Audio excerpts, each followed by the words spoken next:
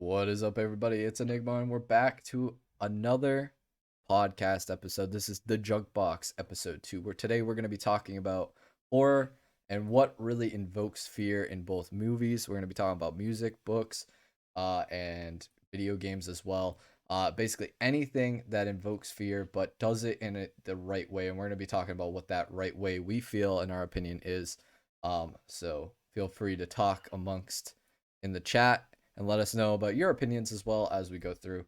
Um, but to start off with, I guess I did some research earlier today. I was looking into the University of California, into their film program there.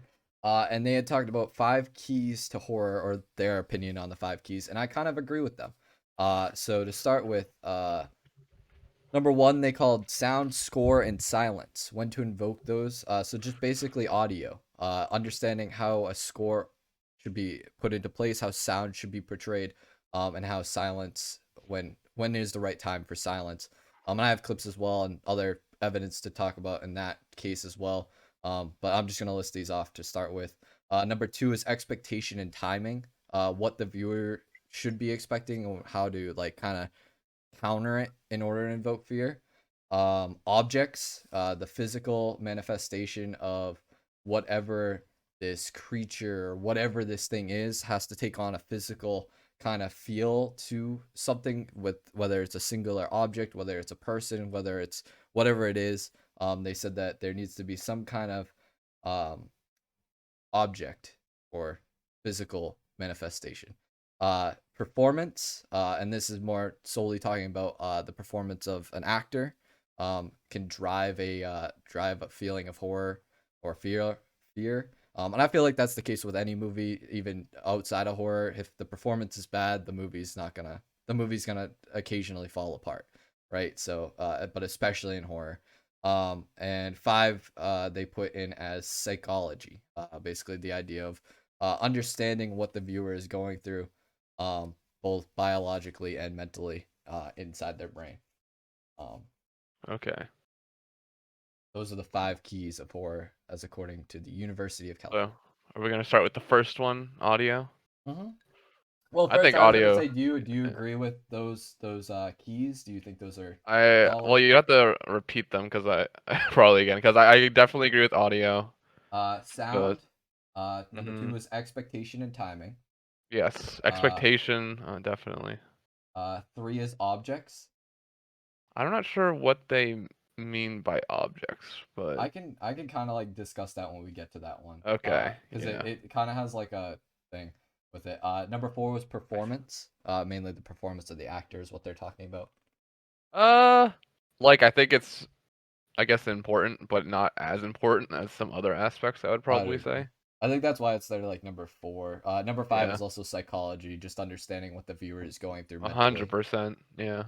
Right. That's the That's a whole big key one. to horror is the human Exactly. condition, because the horror is in all its complexity is very relative to whoever is viewing something. So the psychology of whoever is viewing it is immensely important in what they find scary. But I'm sure they're so that's why it's kind of hard to talk like what we're talking about, like what is horror, because horror can be very subjective from person to person. For But, sure. like what you said in that article, or what they said also, is there's kind of like a through line through a lot of things that people are scared of, Hmm. or at least in film. Like, I'm speaking in film pretty much because Yeah, I that's was my I was mainly gonna start with film and then yeah, segue out. You know what I mean? yeah, When we because found like ways to I go only down really in have one genres. piece of music that I would even consider really horror, that to bring. But yeah, I think it's kind of weird to kind of define horror because it's so broad, but those as points, I think we can get into those and we can Yeah. decide whether or not we I agree. was I was gonna talk about, just briefly, just as kind of a biological standpoint, the understanding of fear or horror, outside of movies and what you're trying to invoke into a person. Um, Basically, biologically in our brains, we have something called the amygdala. If you guys didn't know, it's highly active during fear, and it's usually the pinnacle thing that creates things like sweating, anxiety, um, basically anything that correlates with fear. High blood pressure, like blood pressure fluctuations can happen from from the amygdala as well. All that happens because of the amygdala, and that's like your fear epicenter of your brain, right? Mhm. However, right next to it is the hippocampus, where we store most of our memories. This is a lot of times why, as a child, if something really traumatized you, you'll almost never forget it in your life. And I say almost because there's occasions where eventually you may forget it as you get older. But Also, there's repression to where a point where you don't let yourself remember it because it's too traumatizing. exactly, that's true as well. But for the most part, things that traumatized you as a kid in terms of fear, something that really scared you as a kid, you'll often remember. You may not be still afraid of it. I know there's things that I remember as a kid that scared the crap out of me as a child that now if I saw it, I'd be like laughing at it or think it was Yeah. funny. And things like Um, the moon, but you remember it. Yeah, yeah, the moon. That's such an inside joke.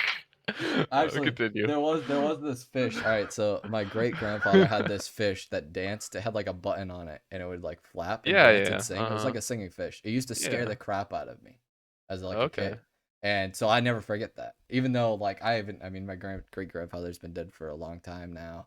Like never seen that fish anywhere, but I Yeah. can still remember it clear as day, and it's vivid in my mind. Same thing with Amityville Horror. I saw that as a younger kid, probably around 10, 11, I would say was the first time I ever saw Amityville. And I'll never forget the scene where he's in the shack and he's axing the dog. I don't know why Mhm. that scared me as a kid. Still to this day, I would say it strikes a little bit of reminiscent fear because I guess it hit me that hard.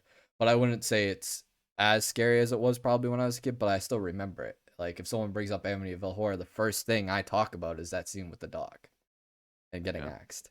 So just interesting. I just wanted to touch upon that because I think it's important. I gotta move my camera here.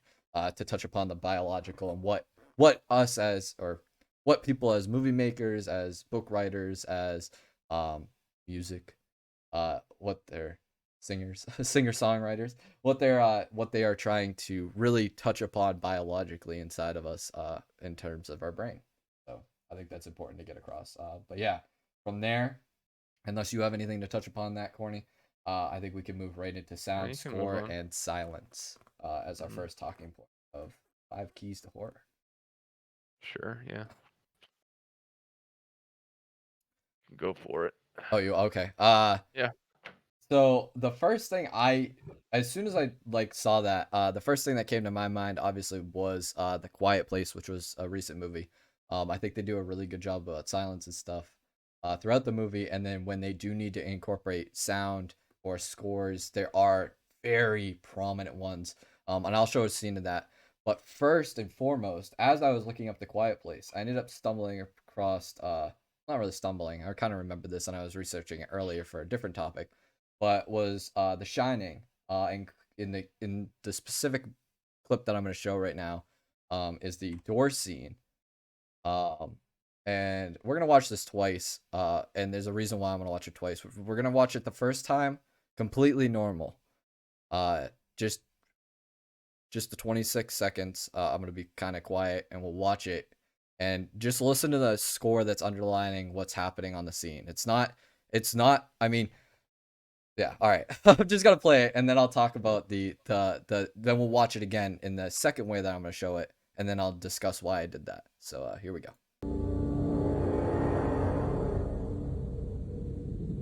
I don't think there's any audio. Oh, is there no audio?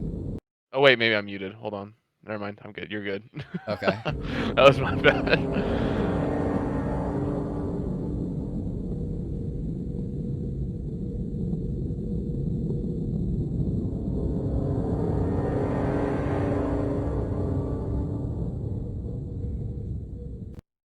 So that's the clip, right? But Mhm. now let's watch it again. But this time I'm gonna mute it.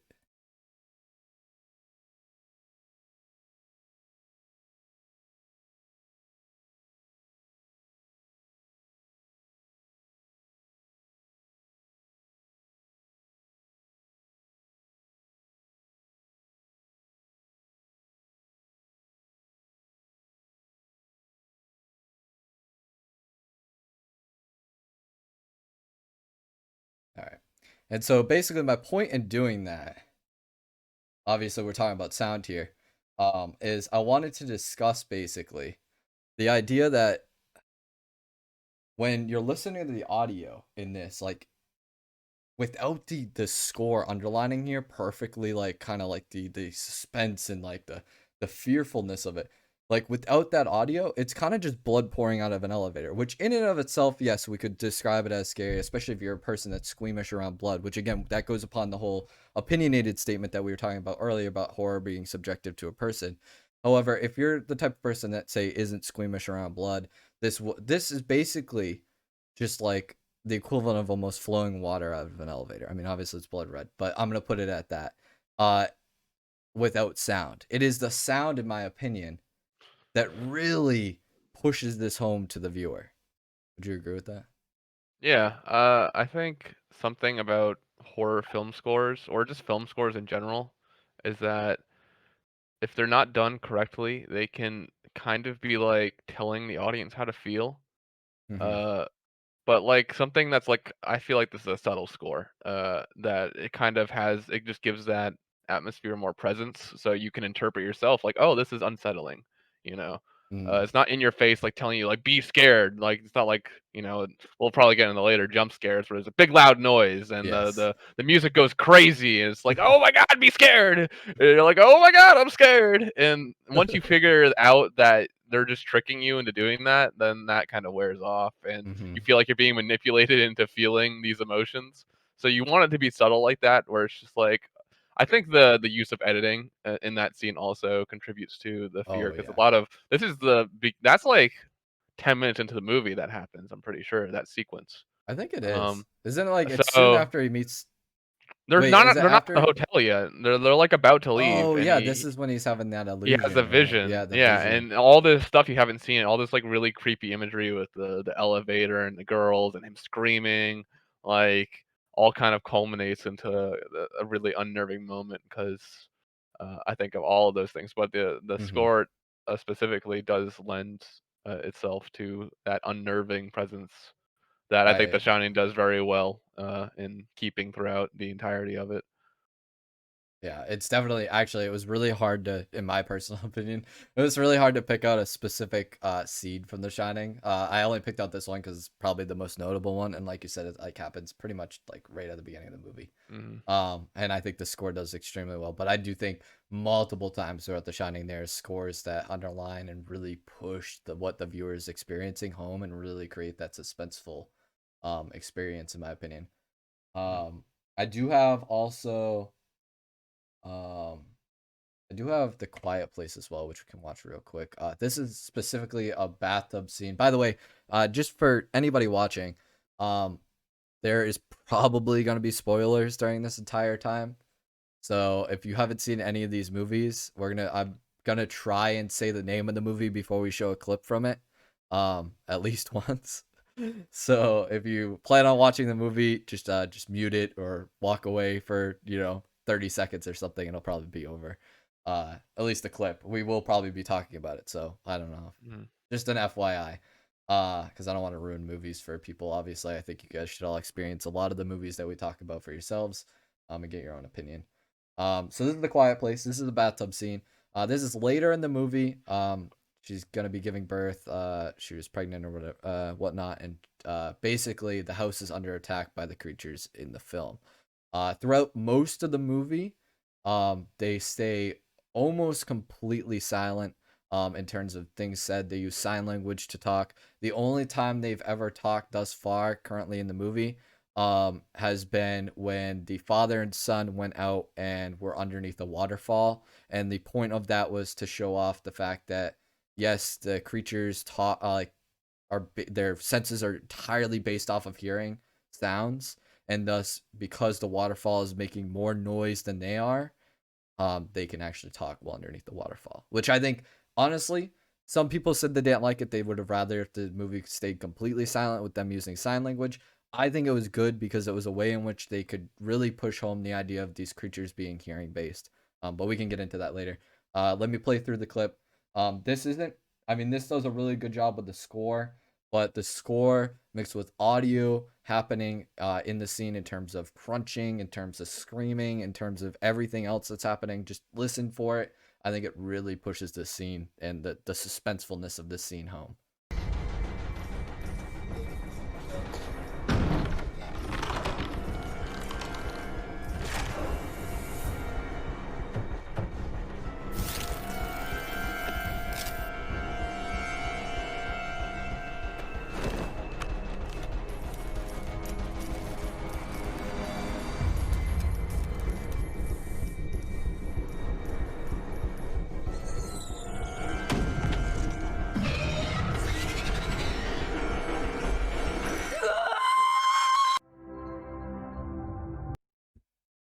I don't know. I think it's really good. Also, actually, I forgot to mention the other thing was is the other thing that they're trying to do right here is they're sending off fireworks to again create a louder sound than her screaming from the pregnancy.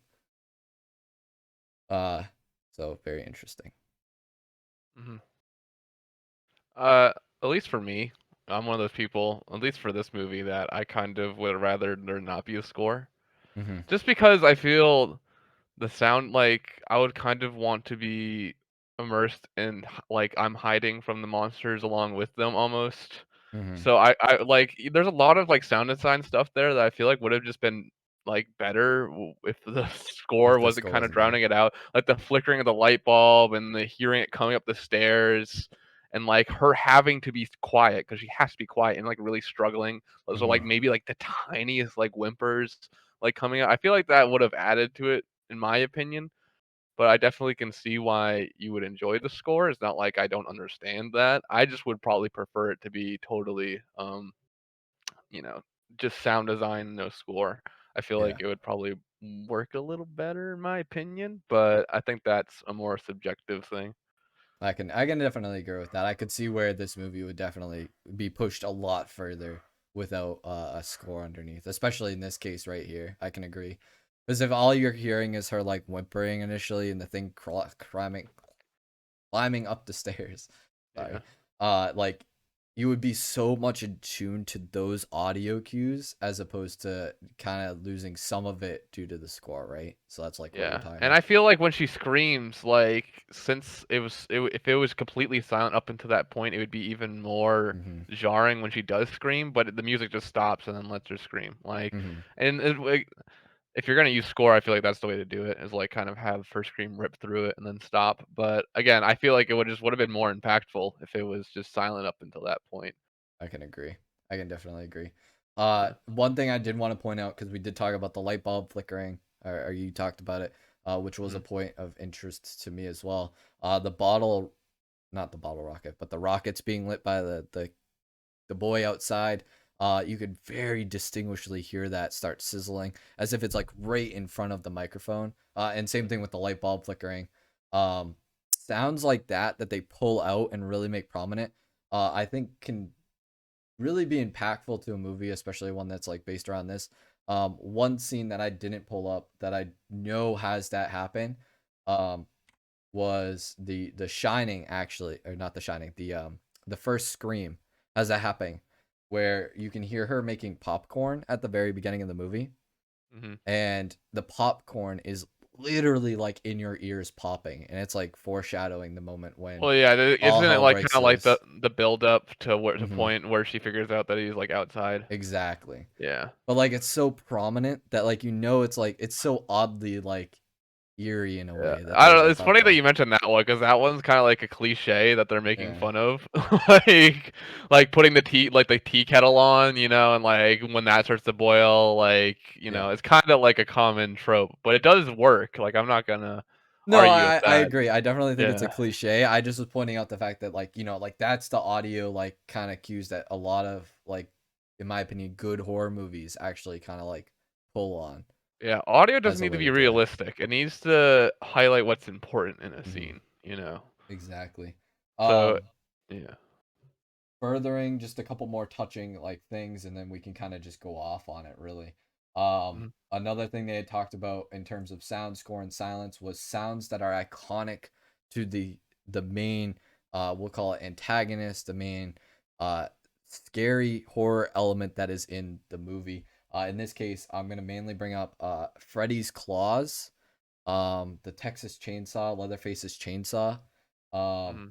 and also this isn't really scary, but just kind of building off of this, I'm going kind of outside the realm of horror in this case. But Darth Vader's breathing, all of those three things that I just listed, and there's tons more. I mean, I could go all day on this, but those are very iconic. Like you hear those sounds, and you'd probably be able to tell them. Mhm. And I think that's important in a horror movie that is gonna be really good. Is that there's kind of like a redundancy in the sound design of whatever they're up against, right?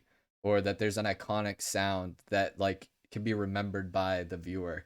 Not all movies need this. It kind of depends on the movie, but especially if there's like if it's like a creature flick or a horror um villain, like they usually need some kind of audio cue to really like drive home their terrifying persona, right? Because like you could hear like Leatherface in the woods, not even seeing him, but you hear the chainsaw rev up, which I'm sure actually it happens in the movie. I know that. Yeah. Like, and you're just like, oh shit, someone's gonna die. Like, you know Yeah, what I there's like mean? a scene in Texas Chainsaw Massacre where I think Franklin is in the wheelchair and Mm, like one of them is pushing him along, and he has the flashlight and he's like looking around, and then out of nowhere, like he just like like Leatherface just comes and like rips him apart, and then there's a long sequence where he's like running through the woods with the chainsaw, like chasing mhm, people. So, but as far as like noises with like I guess I don't know about villains, but like the antagonists of horror films, a lot mhm. of like monster noises are actually just like animal noises that are distorted and like put through post processing a lot of the Oh, time. really? So I feel like what kind of makes that scary is that it's similar to a real life thing that you can probably connect to, even though you Mhm. may not realize it. Like this roar is actually like an elephant and a cougar mixed together and all distorted, but you wouldn't know that. But it does sound like it's a real thing because it's made from real things. Hmm. Uh, that's what I think. Like I don't know if that's like a proven thing, but that's how I feel. Is that the more if it's made from real sounds, like combined together, it's more likely to sound real than some fake like horror movie, like roar from or I guess like I'm trying to think of like a bad example of it. Like just like a generic like dinosaur roar is like just like a Yeah. lion's roar or something. Or I don't know. I'm trying to think Or something that like you have never heard before. It wouldn't touch you the yeah. same way as if it was something that like you feel is real. Like you feel like you've heard Hmm. before and thus like it's still there, right? Yeah. Which I think again, jumping off of that, especially with Leatherface, even Freddy in some cases, both of those horror villains, I mean like they really like probably create fear because of the fact that one is a chainsaw, right? I mean everybody's at least heard a chainsaw at some point in their life, right? So like it's Hmm. very memorable. Some dude like running around with a chainsaw is kind of a terrifying idea, you know. But also Freddy's claws, I know they for some of the sequences it almost sounds like nails on a chalkboard, right?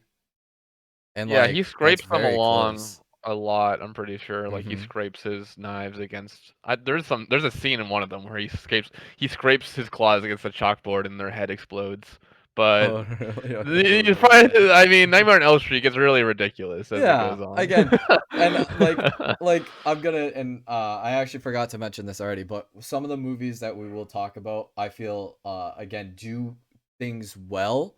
They might not always be like a horror thing. So I know for a fact at one point, actually, is it in my notes? I think it is in my notes somewhere. I was gonna talk about the Evil Dead. Evil Dead is honestly more of like a comedic horror than just a straight horror.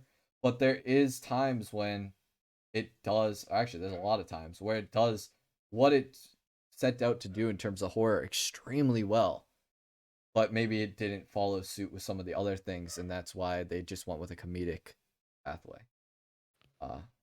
But we'll discuss that. Yeah. But like in I terms of don't yeah, I guess we'll discuss that because I love Evil Dead, but oh, I I don't think know it's if it's a great. great example of horror. Like, even the first one, they're like really trying, to make it horror, like a good horror movie. But I think It's kind of like so campy, like that it becomes funny yeah. unintentionally. Uh, and then they kind of lean into that in the second one. They're like, oh, let's like kind of keep it going with this kind of almost funny thing that we've been doing, and then they go all the way. I think my main So point for Evil Dead was on the topic of objects. you talking about that magnifying glass necklace? What do you mean? No, objects in terms of horror that relate to the movie, something that's constant amongst in terms of the movie, in terms of creating like Oh, you horror talking about like the elements.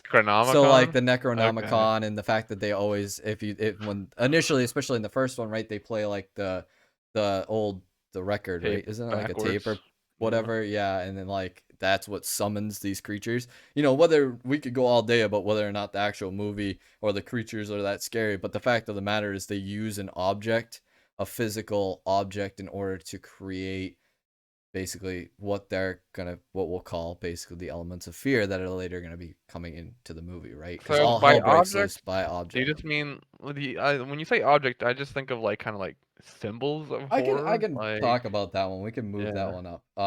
Since I mean, we But I'm can go still not back really into sound clear and what stuff. you mean by object. So Like, basically, what they said about objects is some horror, not all, but some horror isn't horror without the horror object. In this case, they brought up. Well, I'm gonna bring up, but some of the ones they brought up because some of these I haven't seen. Was the VHS in the Ring. In mm. the Ring movie wouldn't exist without there being an So are object of you a saying like VHS. that? What is it? That Um, cube in Hellraiser or whatever? Like, yeah, the amulet of Pazuzu and Exorcist, right?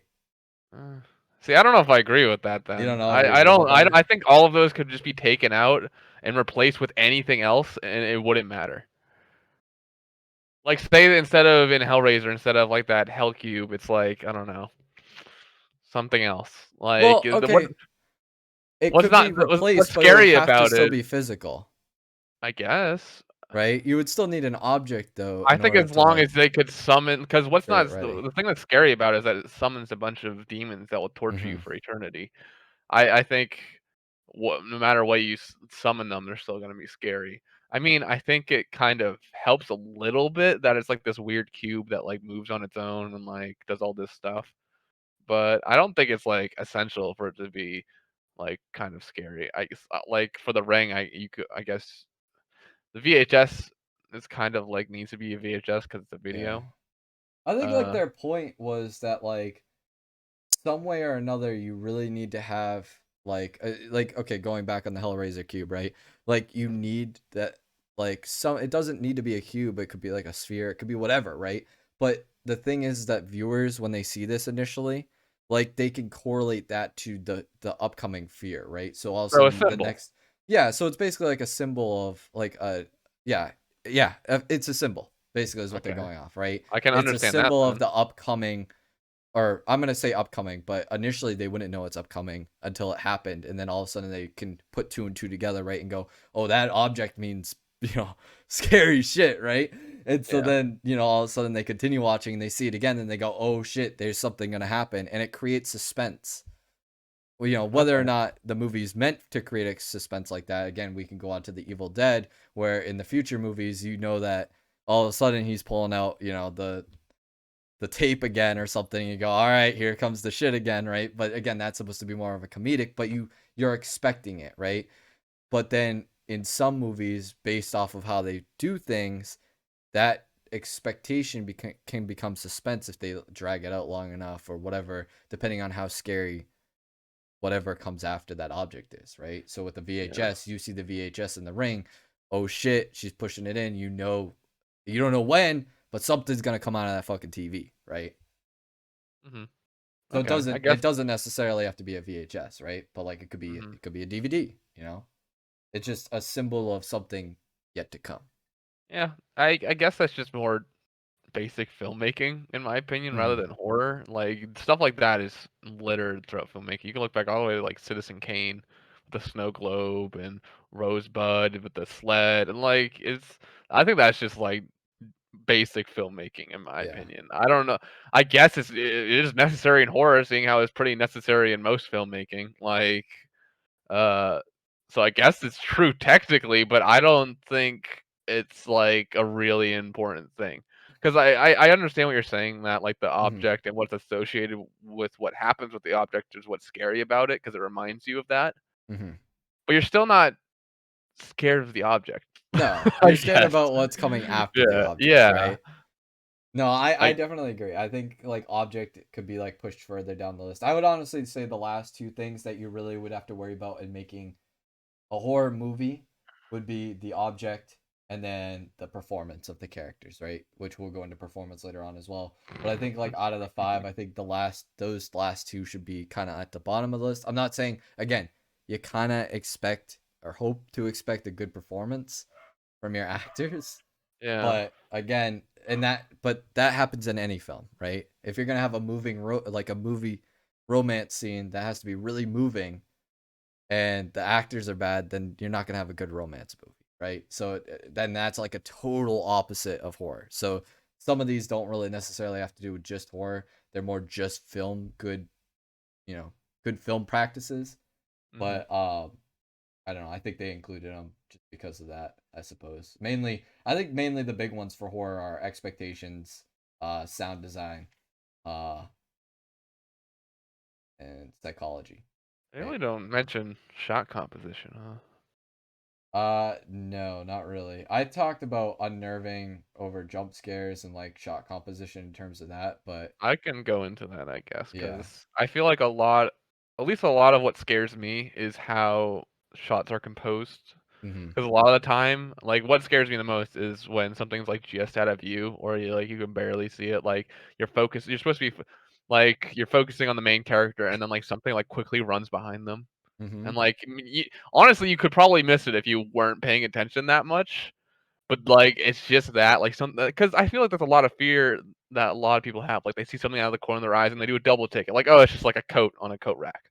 Or there's But you for nothing a there. second, you thought it was a person. Yeah. So Yep. it's like I feel like it's kinda like that same instinctual reaction when you see something out of the corner of your eye, like, stuff like that is what kinda scares me, and I feel, like, what can really help with that is shot composition, but we can Mm-hmm. go into that later. Yeah. I know. I have ample clips of that. Especially Yeah. I have a couple clips from Hereditary on that. Yeah, that's a It great movie that does that, mhm. um the first it. I didn't bring up the second it. I could bring up the second it because I know, especially in the trailer, they show it. But Mhm. I think the first it does it better, especially in the library. But yeah, we could definitely go into that. Yeah, oh, okay, yeah, you definitely. Yeah. I love that shit. Yeah. The Shining actually has some of it too that I didn't realize until I was looking up that stuff. Um, certain Yeah. things about The Shining, I guess, invoke fear because they're things that you wouldn't look at. Mainly the one that I never really thought anything of until I was looking into this today, and I'm gonna have to rewatch The Shining. Actually, there's a couple of reasons why. The first one is when he's watching the TV, that TV doesn't have a cord at Oh, does it all. not? That's Yeah, funny. there's no cord to that TV whatsoever. What's What's up, the what Kurgast? wait, watch TV? What do you mean? What scene? You know how he's like laying on the rug and the little boy and he's watching the TV and he's watching his cartoons or At whatever. the very beginning?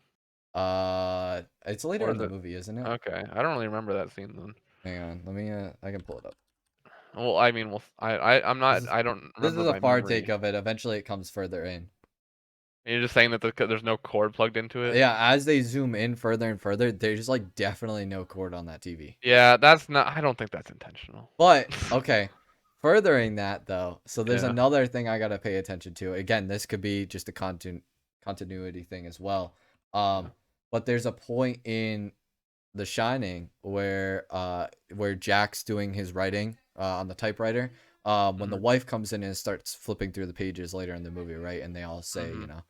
uh, when she's doing that and quickly flipping through, there's definitely a picture like framed behind it, and then like it cuts and she's still flipping through, and then Jack shows up and the picture's gone. Oh, okay.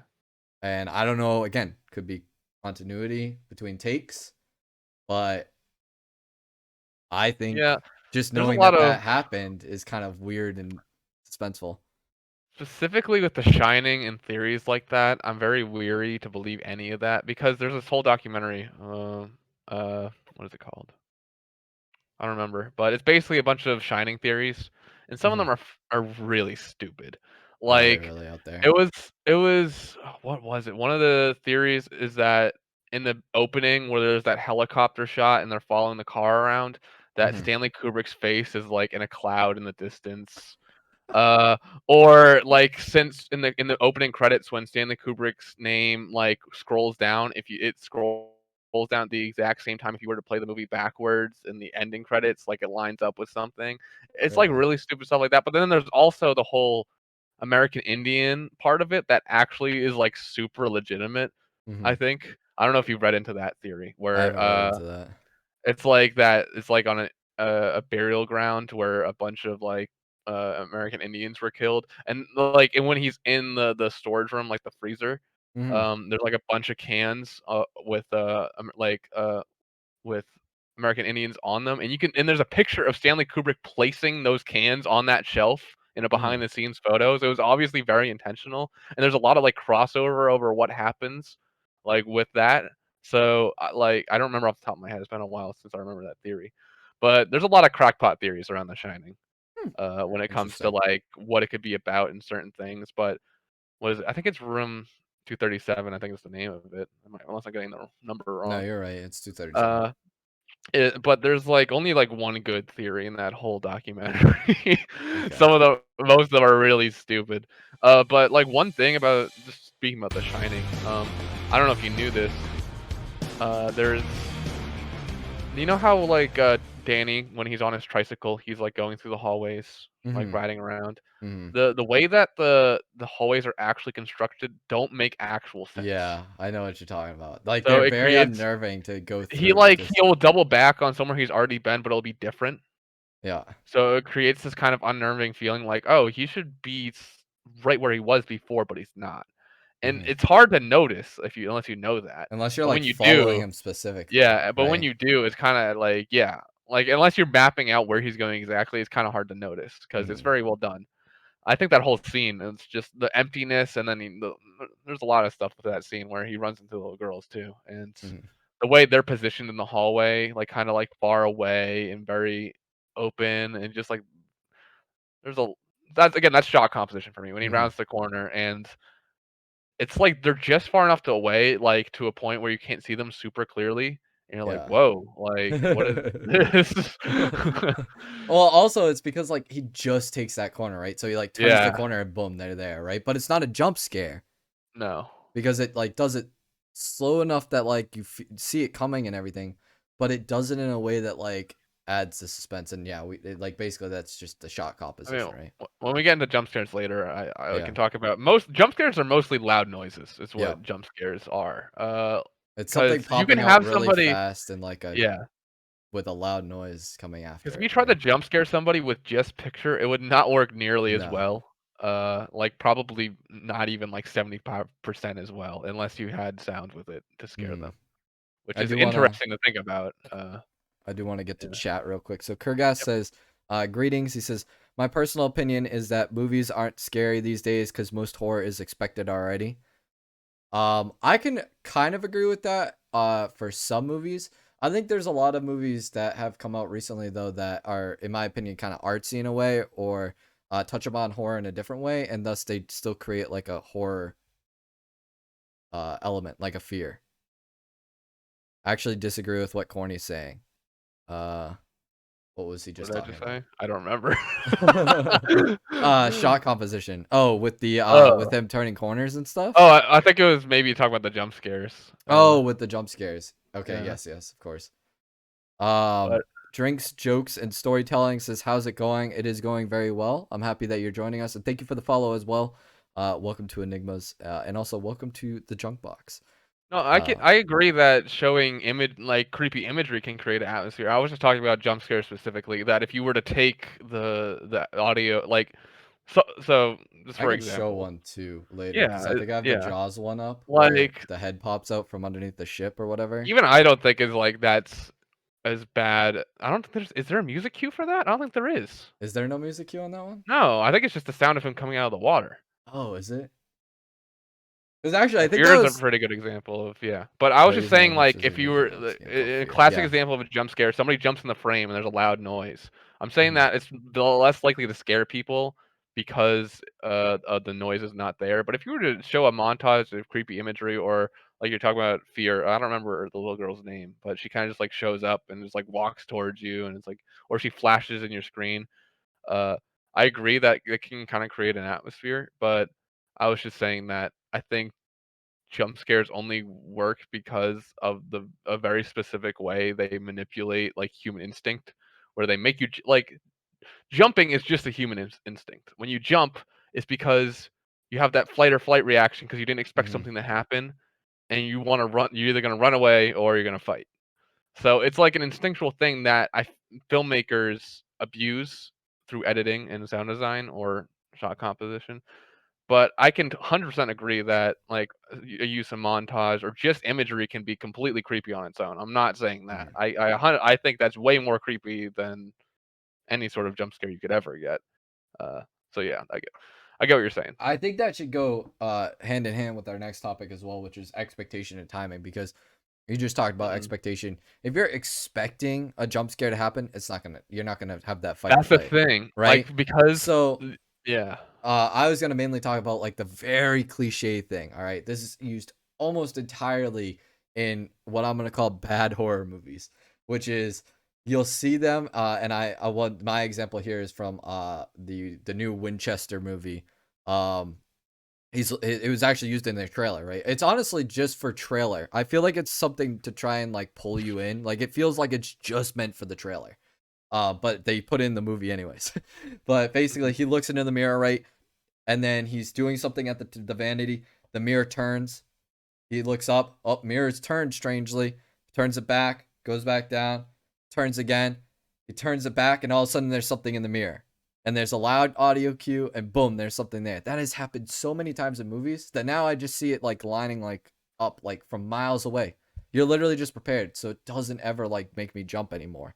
Maybe the Mhm. first few times, but movies that do it right would probably try and set that up and then all of a sudden not have it there, right? Like, Over the years, filmmakers have had to adjust the jump scare formula because for a mhm, long time, there would be a fake jump scare, which mhm, I mean to this day people still use. Where oh, like oh, the character hears something and they slowly approach and they get closer and closer and the music starts to die down and you're like oh something scary is about to happen and you're mhm. ready for the jump scare and it's a cat jumps out of the window Oh, like that oof. happened in A It Quiet happens in Place. everything. It happens in everything. It's so overused. And then, oh, your guard's down. Like, oh, it was just the cat, that silly cat. And then, like 5 seconds later, then the actual scare happens.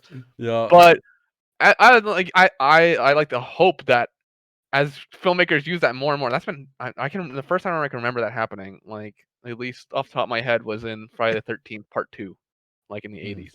So it's been a long time. People have been using that stupid trick, and it still gets people. But as the years goes on, I feel like people had to adjust the formula mhm. to a point where I feel like the formula now is that they won't do a fake jump scare, but they'll drag it out so long to a point where you let your guard down and you don't think there's gonna be a scare anymore, and then they scare you. Like, Okay. it just plays with the timing. Like, it's all again, we're talking about expectation timing. It's all about the timing to a point where, okay, you're prepared like, you're kinda giving all the clues, they heard something, they're gonna go investigate, the music starts to die down, they're about to turn the handle, they open the door, "Oh, there's nothing in here." Like, and for a good, Mhm, 10, 20 seconds, nothing happens. And they're like, "Okay, I guess it was nothing," and the audience lets their guard down, and then that's when they scare you. So it's mhm. really just it's all about that expectation, jump scares for the most part. If everybody could expect a jump scare, then they wouldn't jump them, and Yeah, it then wouldn't happen. there defeats the purpose of that. But it's, the reason that people have been using those techniques for years though is because jump scares people like them. I like I'm not a lot. I feel like a lot of true horror fans probably don't because they see them coming at this point. Like Mhm. even if you do get jumped, it's kind of like oh you jumped me. That like Exactly. so what? It's not Usually, really like the scary. first one, like sometimes in a movie, especially a movie that I haven't seen before, usually the first one, I'm like, whoa, okay, and I jump, but then like you calm down and it's fine, but it doesn't leave like a lasting impression. Although I do have one here that I have a clip of. that I'll show that kind of did leave a lasting impression because of, but I don't think it was necessarily just the jump scare that did it. I mean, the jump scare helped with it. And I think they actually did a really good jump scare for this one, which is the first time ever that I can say that. Um, Yeah. but But I people think I think like the the surrounding atmosphere of the movie also helped with this in terms yeah. of leaving it. But why I think it's used so much in just like modern horror and like kind of big blockbuster horror is because people do like that, and because they get this, Mm-hmm. what happens is they get this adrenaline rush, and then they're like, "Oh wow, that scared me." And since they're like not like, and they don't like see, they probably go to the movie theater like once every 6 months or something. They're not Mm-hmm. watching like I watch a movie like me. I watch a movie like every other day. So it's a different experience. Like when I'm so desensitized at this point that almost nothing could like jump me, or at least not like to a point where I get jumped and I'm like actually scared for a little while. So as far as like mass media consumption, the jump scare is good because it immediately, without even really trying, gets their blood pumping, and they're like, oh, they're all excited and they're ready to see what happens next, and they're Mm-hmm. they're more excited to see what happens next because they're assuming that something like that's going to happen again, Mm-hmm. and then therefore they keep doing it. Yeah, of course, exactly. Yeah. Kurga said creates a sense of security, and this is in regards to the jump scares. He says they create a sense of security and then break it suddenly. And yeah, that's basically the entire point of like jump Hmm. scares most of the time is to just create this influx of adrenaline and fear all at once, but then once it dissipates, like that's it, right? Like that's the point of a jump scare is that it just touches um the part of your brain really fast and then takes it away and lets you calm down afterwards. I mean, sometimes they'll string multiple jump scares together, but that very rarely happens. He says, I saw a series recently which I found really good in the scare factor called Sweet Home. It's a Korean. Tommy made me watch the first episode of that, so I Did have you seen the like first it? episode. It's very weird because the Mm-hmm. production value of it is so all over the place. Mm-hmm. And I've only seen the first episode. I really can't say that much about it. But it has interesting monster designs. I can say that. There you go. They instead create a relation with the character and the place them in the edge. I find that would be a good evolution of horror. Okay. Create a relation with the character and place them in the edge. That would be good. I'm gonna show the clip right now. The one that I was talking about in terms of jump scares. This is a personal preference for me. This was from The Invisible Man, which is a newer movie. Oh, I haven't actually seen this. Okay. Um, she's up in the attic. To give you a little background, she's up in the attic. At this point, and I'm gonna tell you straight up, there's a point where the jump scare is gonna happen, and even me watching it at the time of watching it for the first time, I knew there was someone, like I knew he was there. The Invisible Man was there. Hmm. The reason why I think they did it so well is I didn't realize how close he was to the camera. So here, we're gonna watch Okay. this real Yeah. quick. No, that sounds like something I'd be interested in. And also just the again, talking about sound and stuff. It's completely silent for the most part.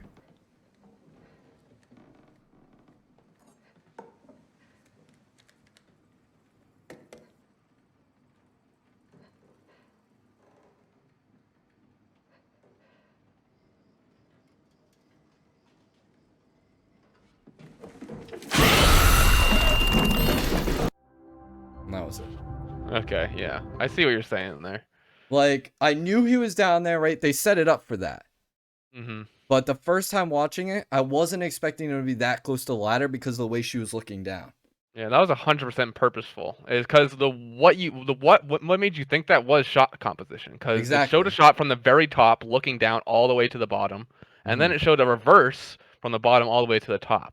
So it's like, oh, if he were to be somewhere, to be at the bottom of this ladder. That's where Exactly she's what I gonna. was thinking. Yeah. And then all of a sudden he's right there. Now, again, going off of sound, um, I think that scene wouldn't have made you jump as much without the loud Yeah. sound right as Scream. What was soon. that? Like a I don't scream? know. I think it was a mix of her scream and then like a score at the same time. Yeah. But at the Uh-huh. same time, the fact of the matter is right previously, which I didn't show because I don't want to spoil too much. I'll talk about it briefly. But she did Mhm. get a phone call up there from him. Um and she knows at this point that he like exists and is like terrorizing her, right? So the entire time she's up there, they keep it with this extreme, like, I'm gonna call it silence, with just the only audio being her creaking around on the wood and like the things she's touching. Mhm. And I think that does extremely push it forward. I think honestly, I thought this movie was decent. I didn't think it was that bad of a movie. I think it was really good in terms of creating suspense and horror. And I think it does it in a way, again, with talking about expectations and unexpected things and stuff like that. I think it does it by creating something that is scary on its own. I mean, this is a man that's completely invisible, but is like terrorizing her. And the same thing can be said about another great movie that I like, which is called It Follows. In which case, this, I don't even know what to call it, takes on the form of humans that you know, right? And so Not even. Well, it it's could just be anything. unnerving, right? Yeah, It's yeah. unnerving to think that, someone you see right there could be looking through the window at you, and like it's this dangerous being. Yeah. Like I it think could be anything. also what works about It Follows, just talking about that a little bit, is that it's Mhm. always coming for you. No matter, Mhm. like, you could drive like thousands of miles away, you could be safe for a long time, but at some point that thing will Still show up coming. and try and kill you, Yeah. no matter what you do. So that's what I like about It Follows. But talking about expectation, I'm gonna go off on a little bit of a tangent with a video game I played Mhm. recently called Subliminal, which is a puzzle game that is not a horror game whatsoever. It's basically like it takes place in a dream, and the puzzles are based on perspective. On like your perspective makes things bigger or smaller, and you're kind of like in this. It's like this lucid dream state that there's like a doctor talking to you, and the doctor's like, actually, we don't know who you are right now. Like you're just in your dream, and we can't get you out. And then all of a sudden, like it's like this very bright, like colorful, like really like kind of mellow, chilled atmosphere. And then all of a sudden, I'm in a dark like hallway with blood trails leading on the ground to like an open door.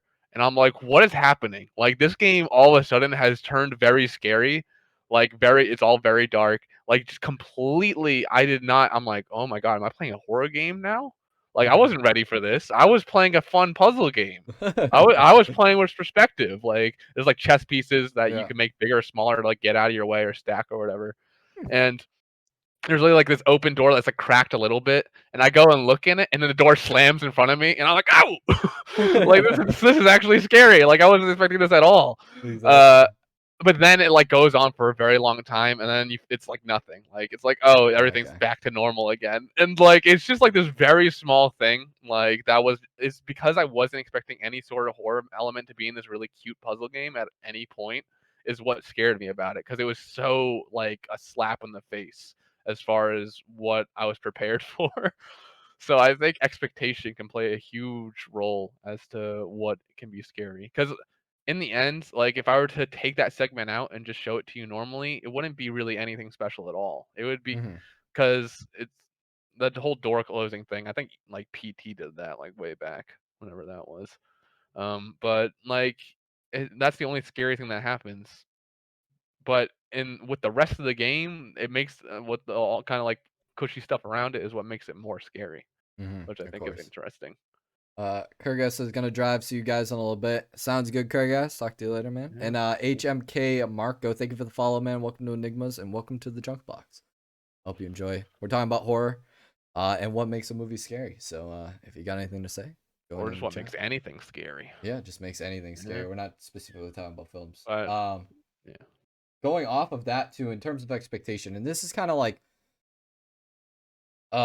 this is more like going on to what I had read from the university there, in talking about their 5 key points.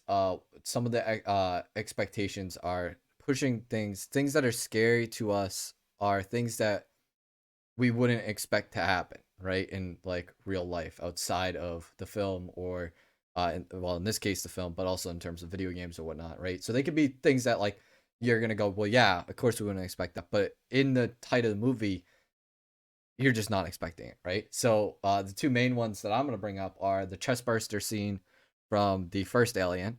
You're not Mhm. expecting some. I mean, you are, because they're building it up, and especially if you know something about Alien. But initially, if Yeah. you knew nothing about Alien, you wouldn't be expecting something to just like explode out of his chest, let alone something living. Like something's medically wrong, but they And don't it's show that that the whole scene. sense of security. Like he has Mm-hmm. the thing on his face for like 20 minutes. And then Exactly. he wakes up and he's like, "Oh, I feel fine." He's And like they're having like eating.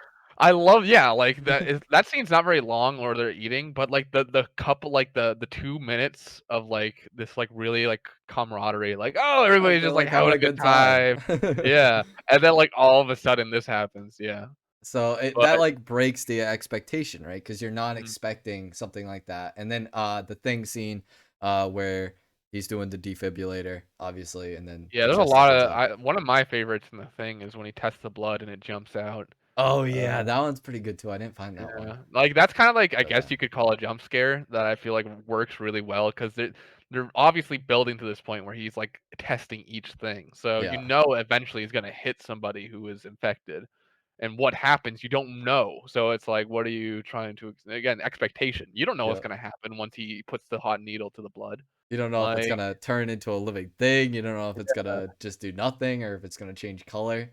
I feel like you yeah, wouldn't be expecting it to jump out. I don't think that yeah, was my and expectation when then I it goes. first watched the thing. And then it goes Yeah. like flies off. Yeah. I do actually have the entire 2 minute scene of them with the camaraderie here, so we can watch this. Yeah, yeah, Because go this is for it. this is like funny. I couldn't agree more with how it like just the aesthetic of it. Also, well, I'll talk about something after this scene. Like he's like just chowing down, man. He's like having a good Yeah. time. Look at him. He's actually Yeah. really hungry. Parker next to him, Yeah. cracking jokes.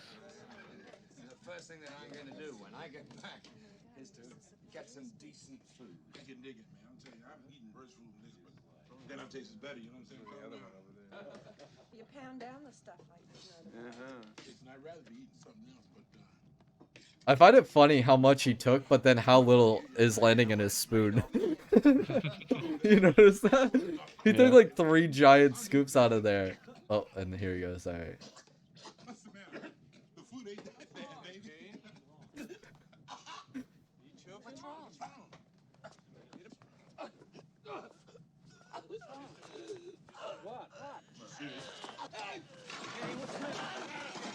By the way, showing Ash's reaction shots very important there. No, That's of something I'm course. going to talk about in a little after this.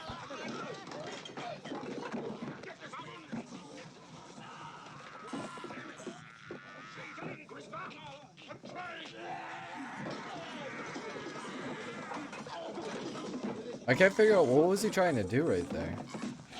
Oh, is he trying to give him something to bite down on so he Yeah, doesn't break yeah. his teeth? Mhm. Oh.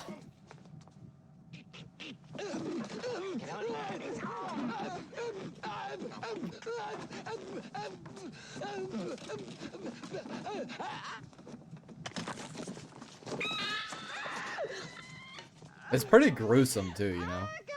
Yeah, I can tell you some context behind this afterwards.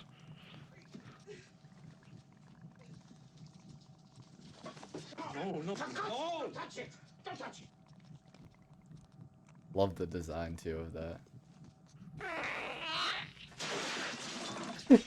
And the scurry, of course. Yeah.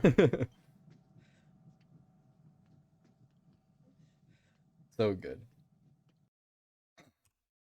That is the clip from that. Yeah. I'll show the thing one later, but we could talk about the chest burster scene for now. Yeah, I And then I I'll like do that. I'm just gonna talk about Ash for a little bit because I feel like hmm Ash is an underrated part of Alien. Because again, we're talking about expectation. Ash is a robot, and you don't know that for like an hour and like 20 minutes Oh probably. yeah, I mean you don't even. It's pretty much almost like after the climax, pretty much. I But guess it you could also tell. it like explains all of his actions up until that point. Like right hmm there with it when like when Kane first starts to like have problems, like Ash is like looking at him like what's about to happen? Like I'm ready for this. And then Yeah, Parker picks up a knife and it's like about to stab it. He's like, "No, don't touch it." exactly. Like Like he he wants to doesn't preserve want. the alien, yeah. Exactly. Like the entire time, he's always defending the alien, But right? then right when you do find out that he is an AI, he tries to murder Ripley in like a really kind of like tries to shove a magazine in her mouth. hmm And he has like this superhuman strength. So I feel like that's kind of like horror. I think that's horror in a way where somebody they thought I don't know if they trusted him because there was just some like corpo guy basically. They didn't really trust hmm him that much, but they didn't expect him to try and kill them while this other alien is also trying to kill them. Like it kind of throws this curveball that I think is great. I Uh, couldn't agree more. yeah, but also just the small stuff in that scene, like when that, I think a great part that happens. I don't know if this is intentional or not, but right when like you first see the blood pop out of his chest, everybody in the room just completely stops for like 2 seconds and looks at him. And then he starts to like flail around Oh again, and then yeah. they grab him. Like everybody is in like complete shock of like what just happened, even before it pops out. Like they're like, "Whoa, what the Like fuck was that's not that?" supposed to happen. Yeah, Right? and then supposedly, just one more tidbit for this scene. Apparently, they use like actual like cow's blood or something. I don't. Whenever I Oh, hear stuff like this, really? I don't know how much to believe it. And then when the actress actually got like spattered with it, like I don't remember her name, but like that one that's like the kind of like the one that screams a lot. She's like like when she gets covered in it. Yeah. Supposedly that's because she got covered in actual blood and was screaming. Oh, wow. Okay. Supposedly, every time I hear a story like that, I'm like, I don't know, like, well, maybe. It's But possible, right? it's interesting to think about. Certainly. I do have the clip from the thing, which I'll show real quick too, since this is the other expectation clip that I have. Yeah. We can go into a lot of detail about the thing because I Oh don't yeah. necessarily think the thing is scary because of its effects. You're gonna have to sleep sometime, McCready. I think it's scary in a completely different way. Oh, I don't think it's the effects. I agree. I think it's The like effects are rad, but like, yeah. By the way, the little scalp. That's a good shot right there. yeah. John Carpenter knows what the fuck he's doing. That's for sure. Mm-hmm. His all of his movies. Clear. I love this scene. They actually got an amputee for this shot right there. Really? Yeah. Uh huh. Oh wow. And then of course the head pops off, which they didn't show, but To sleep sometime, another great scene. And Yeah. again, that's playing on expectation, right? Because you Mhm. would never, you don't know what exactly is gonna happen there, right? Yeah. Like he's defibrillating. For You all know you that know, they something's could do about it. to happen, but you don't know Yeah, exactly what. you would So when he's never, especially because the first shot, you're like looking over like the body. There's no kind of anything there. yeah. It's just a normal body. There's no like slit. There's no like grooving. There's no blood happening there. There's no reason for you to expect that there's a mouth that's now just suddenly gonna open up and eat that guy's arms. Like that would never be something that would cross your mind until it Mhm. happens, and then it happens, and you go, "Oh shit, what the fuck was that?" Like, but I agree. I don't think like that right there, the effects of that doesn't scare me. I think the thing scares me the most. Like the thing that scares me the most about the thing is the fact that it could be anybody again. I think the Yeah. idea of it being anybody, It's the paranoia. yeah, it's that unnervingness of it. It's not Mhm. necessarily like fear from something being horrific. It's fear from an unnerving presence in the movie, right? Yeah. Which we talked about with It Follows and with Invisible Man, and I think the thing is a prime example of that as well. It's something that can take on the shape of anybody that you know or that maybe you don't know, but they just look like an average human, and or in this case they can also look like a dog, right? Um, Mhm. and then suddenly it's not, and it's attacking, and that just creates an unnerving mindset in you as a viewer, and I think that like in and Yeah. of itself creates fear. It's like I think it's again it relates to a human instinct. Like when Hmm. you go through life, you have to trust people, and Hmm. like you just have to. You can't do it by yourself. So the idea of trusting somebody and having them not be who they say they are is what I think is really scary about it. Because you have to blindly trust, and then there's that paranoia, like, should I trust them? There's some evidence, like there's a point where they find McCready's clothes all ripped up, Yep. and they're like, that's what that scene is. They want to kill him. He's holding TNT to a flame so they don't fucking So that kill they don't kill him. him. Like, And it ends up so not being him, right? Because now no. they end up finding out it's this thing, like the guy that's So on the. it's kind of stuff that happens in the thing is never like fully explained. Like I guess at some point one of the thing just ripped up his clothes to try and frame him, which I think is a Mhm. very smart move. I guess. But like there's also a point where all those blood bags are like sabotaged. Nobody knows Oh who it yeah, I forgot is. about that. Like, there's a lot of stuff like that where it's just you can't trust anybody. Well, the thing like sets itself up for that. And Like it ends on that note too. exactly. Yeah.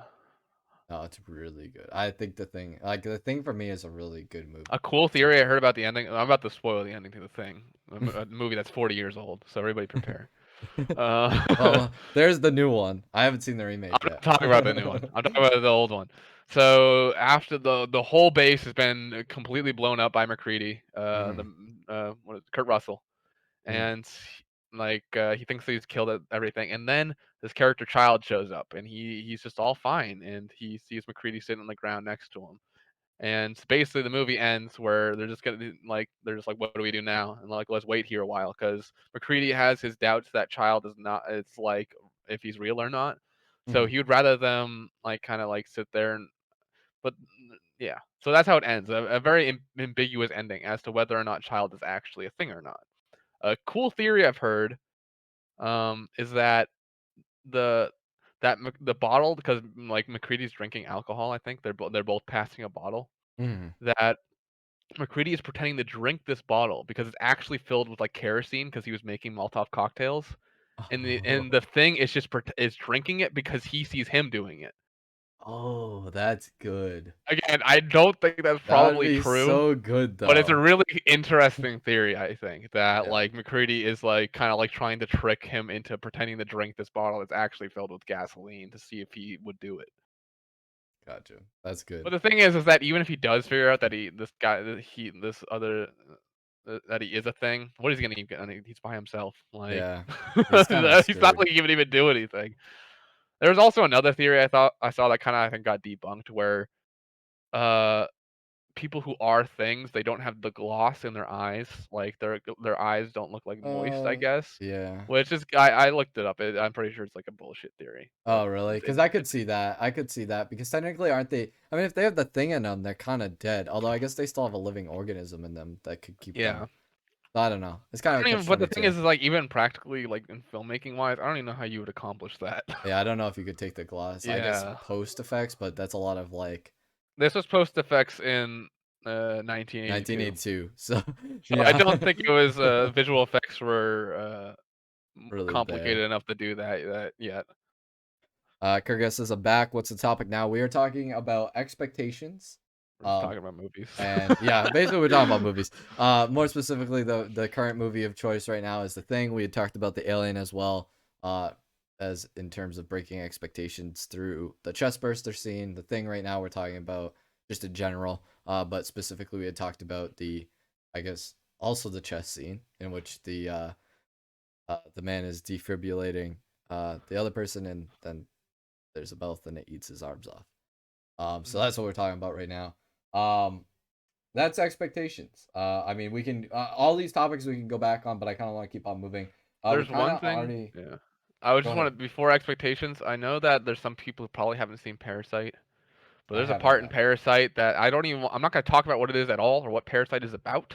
There's a part in Parasite that I feel like is kind of horror-esque because it plays with expectations. And I recommend everybody go watch that movie I because still it's gotta so see good. it. It's on my to do It list. has subtitles, man. Will you watch it? Yeah, I'll probably watch it. It's so good. I could see the thing about that movie. Even the people who don't like movies with subtitles, I would recommend that movie. That movie is one of the most That's yeah. accessible foreign films I've ever seen. I've heard Like, good things about it, so I have to it's go like see so it. amazing. Yeah, I would definitely watch it. But we can move on from expectations. Basically, I was just gonna kind of like talk. I wanted to talk. I have a lot of stuff basically about jump scares, so since we kind of already talked about that a little bit, I feel like that's where we should go now. We're now going to be moving into uh, jump scares, kind of, but also, which we kind of already talked about, but also in terms of jump scares, um, movies that create an unnervingness without having to use a jump scare, or movies that do it right, and basically, more specifically, I was gonna look into like what we had kind of already talked about with movies that have something in the background that's out of focus, so kind of more camera Hmm. right Yeah. related. But mainly the first thing I want to talk about is I have a quote here from Stephen King. This is about adverbs. By the way, I do recommend. I I know some people do not like Stephen King. I have read a couple of his books, and I think his books are really good. I don't know. I'm still like I'm halfway through the It book right now, which I'm a big fan of It, by the way. But I also had read did I read Carrie? I don't think I read Carrie. I definitely read Pet Cemetery, and then I had read Christine as well. And both of those were really Yeah. good. I'm not sure. See, I haven't read any of his books. I've only seen movies that he Hmm. is, or they're adapted from things that he's written. So Hmm. yeah, can't really say much on that. But basically, in terms of writing, in terms of adverbs, he says, and I quote, "I believe the road to hell is paved with adverbs, and I will show it from the rooftops. To put it in another way, they're like dandelions. If you have one in your lawn, it looks pretty and unique. If you fail to root it out, however, you find 5 the next day, 50 the day after that, and then, my brothers and sisters, your lawn is totally, completely covered with dandelions. By then, you see them for the weeds they really are, but by then, it's," and he says, "gasp, too late." And that is the Stephen King quote. Um, the reason why I'm quoting that is not because I want you all to be great writers and not use adverbs, but as actually to change out the word adverb and talk about jump scares. Because I think this is a great way to put it. If you changed out adverbs, you could use the same thing. A jump scare on its own, maybe once or twice in a movie, if it well placed, can be pretty unique and actually fit the movie. However, as you put more and more into a movie, all of a sudden it almost ruins the movie and it Hmm. becomes covered with weeds. Right? So I Yeah, read that quote. And I was like, "Oh, that is exactly how I feel about jump scares." Like, and yeah. again, I and that's only if the jump scare, the solo jump scare, or maybe a couple, right, are placed properly in the movie. If they're not, then they just look bad, just like a dandelion would if you had it oddly placed in the center of your yard. yeah. I think it's like I get what you're saying. It's like I think the over reliance on it. Like if your movie's scary and it has a jump scare in it, then Hmm. that's cool. But if the only reason it's scary is because the jump scare's in it, then that's the problem. Hmm. I think. Well, I think okay, and this is very very attacking in a way to move to Yeah. directors. Um, I believe jump scares is the way for either a the writer or the director um to invoke, I'm going to call it a fake fear, into a viewer, and when they overuse it because they have a lack of confidence in keeping the viewer's attention. Okay. I believe that is why it is used. I feel like movies that hold on to jump scares continually throughout the movie, um, I could bring in examples, but I don't want people to be mad at me. But Paranormal Activity for me has a lot of jumps and sudden moments throughout the movie. Also, The Conjuring does it a lot as well. A couple of the Yeah. Conjuring movies, in my opinion, are okay, but I feel like a lot of those wouldn't stand on their own and grasp the viewer's attention without the jump scares. I know they don't for me, and that's mainly because I just don't like jump scares that much. Not because I'm afraid of them, but because I think they're overused, as we're discussing right now.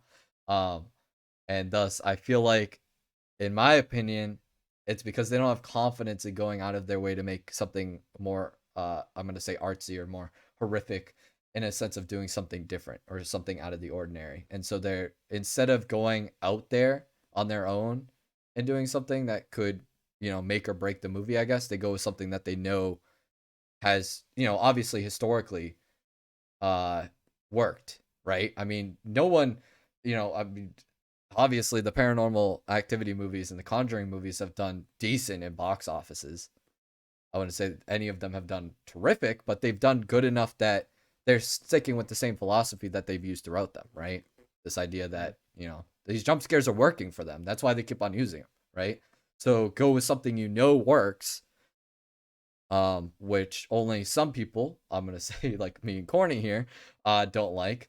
or you go with something that maybe we would like because it's a little bit more artsy in the horror aspect, or maybe it's just, you know, horrific all on its own and creates that unnerving presence that we talked about earlier that maybe some of the viewers don't like, but that, you know, we would like, you know what I mean? But it's that lack of confidence. Because I feel like Hereditary is a good example of that. I know it did really well though, didn't it? I think that one did extremely well. I Yeah, no, know it did well. Yeah.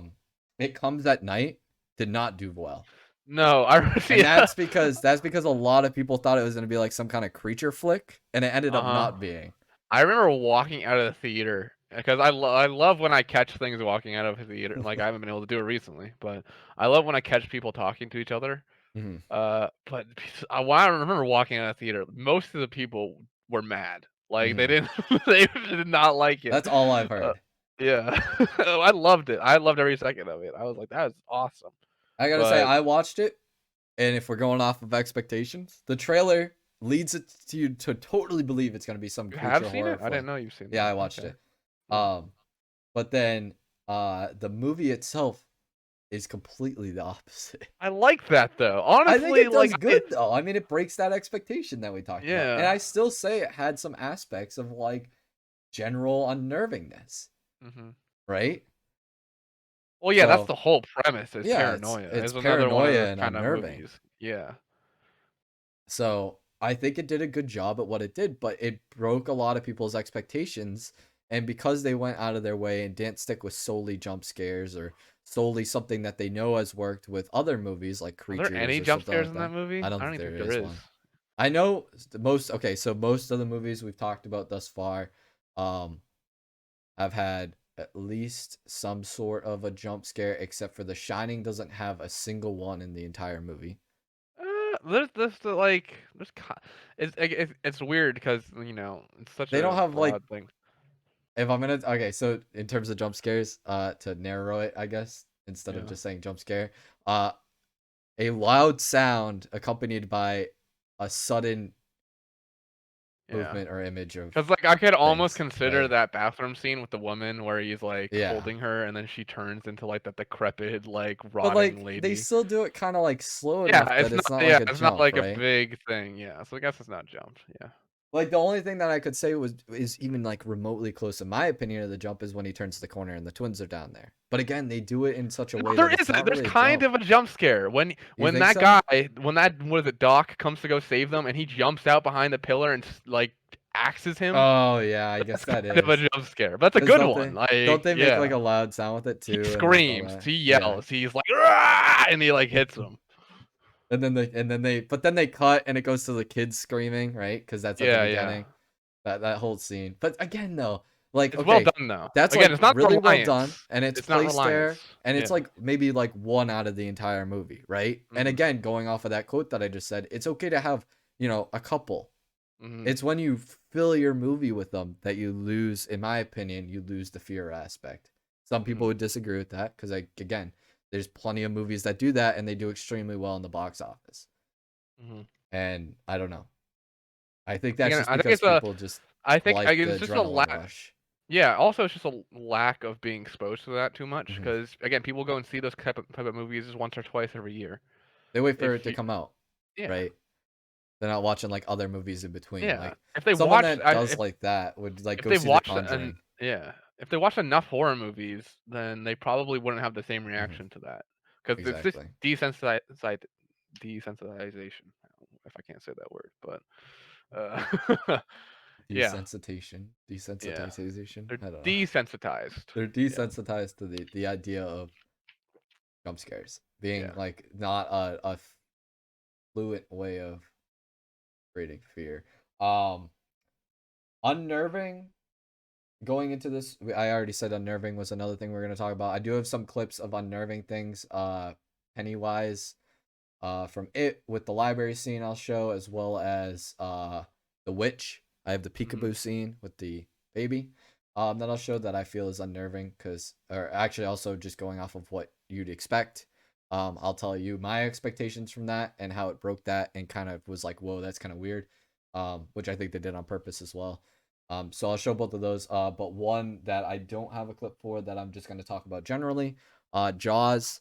Um, when that movie came out. I'm not saying it's supposed to be exactly a horror movie, but it created an unnerving feeling in a lot of people, and actually historically caused, when it was initially released and people saw it in theaters, it caused a decrease in the amount of beachgoers during that following summer. Um, which I asked my parents before we did this podcast too, to check with them to make sure that my facts were correct on that, and they even said, "Oh yes, it definitely did." So they even noticed it growing up as well. So it made that big of an impact in the amount of people going to beaches that, like, pretty much everybody felt it, which I think is interesting because it wasn't really, I'm gonna say, it wasn't really meant to be a horror movie per se. It was more supposed to be like an action thriller, right? But Mhm. like in a way, it created fear in people because up until that point, there wasn't really a lot of shark movies, and people didn't really think about sharks in a way that, holy shit, yeah, actually, there's a thing that is in the ocean, which when you think about the ocean in itself, it's a fucking scary place. Oh There's a yeah. lot of time you can't see Mhm. the bottom when you're in it, right? And so the Well, idea that when you yeah. swim out deep enough that you can't see the bottom, that there's something under you that could actually like kill you, I think Yeah. is a terrifying idea. And it doesn't even have to be a shark, but it just creates that feeling, right? Yeah. I also think, at least for me, with the ocean, like it's so vast and Hmm. big that like almost anything could be hiding in it. So that's like another scary. And we don't have Uh, enough explored of it that like, yeah, yeah, that's the thing. We can go into the fear of the unknown. I will bring up the fear of the unknown when I talk about a manga, that a horror manga later. okay, Um, definitely. but yeah, I do want to also transition into video games a little bit soon. Yes, I do Uh, have I have phasmophobia written down, which is something I've done on the channel a oh lot. yeah, really? I don't know. I have a Okay. reason for that, and I've talked about it on the channel Okay. before. So, Yeah. um, let me just show. I have like 3 more clips that I'll just show real quick, and then we'll just talk about them, and then we can move right into video games, the manga that you have, Mhm. and we'll talk about anything else basically. So all right, so this is the library scene. Um, I'm just gonna be quiet. We'll talk about it after.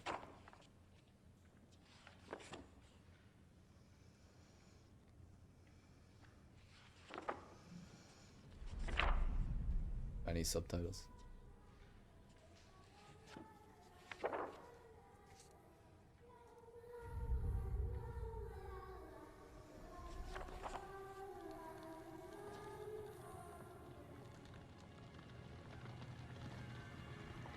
Oh, I gotta pause right here. Hang on. We're gonna finish it. I actually just noticed something. I've watched this movie fucking like, oh god, I gotta watch this movie like 10 times by now. Like, it's a lot. I might step this a couple seconds backwards, but if you listen to at that point when he starts looking at the fire and the whole idea that there was a fire, do you hear in the background there's like a crackling, like there's a fire going? I didn't have the audio on, but Oh, I'm you sure there. didn't? I That's never probably true realized though. that until that like at this moment. Like, it's just in the background. It's crazy. Also, there she is right there. She's already shown up a couple times too as well.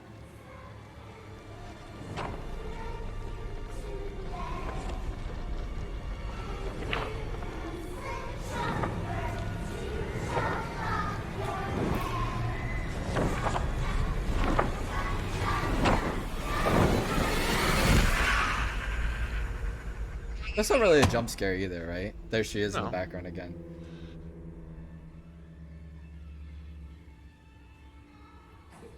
I just realized that it's backwards for some reason. Someone flipped it. It's because copyright. They don't want Oh, it is to that get. why? Yeah. Of course, the balloon goes.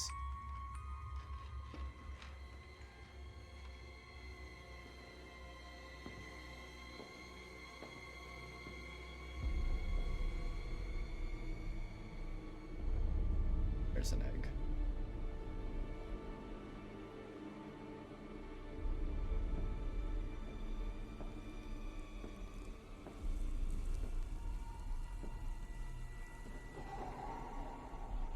This entire scene is well done, I think. I like the entire scene.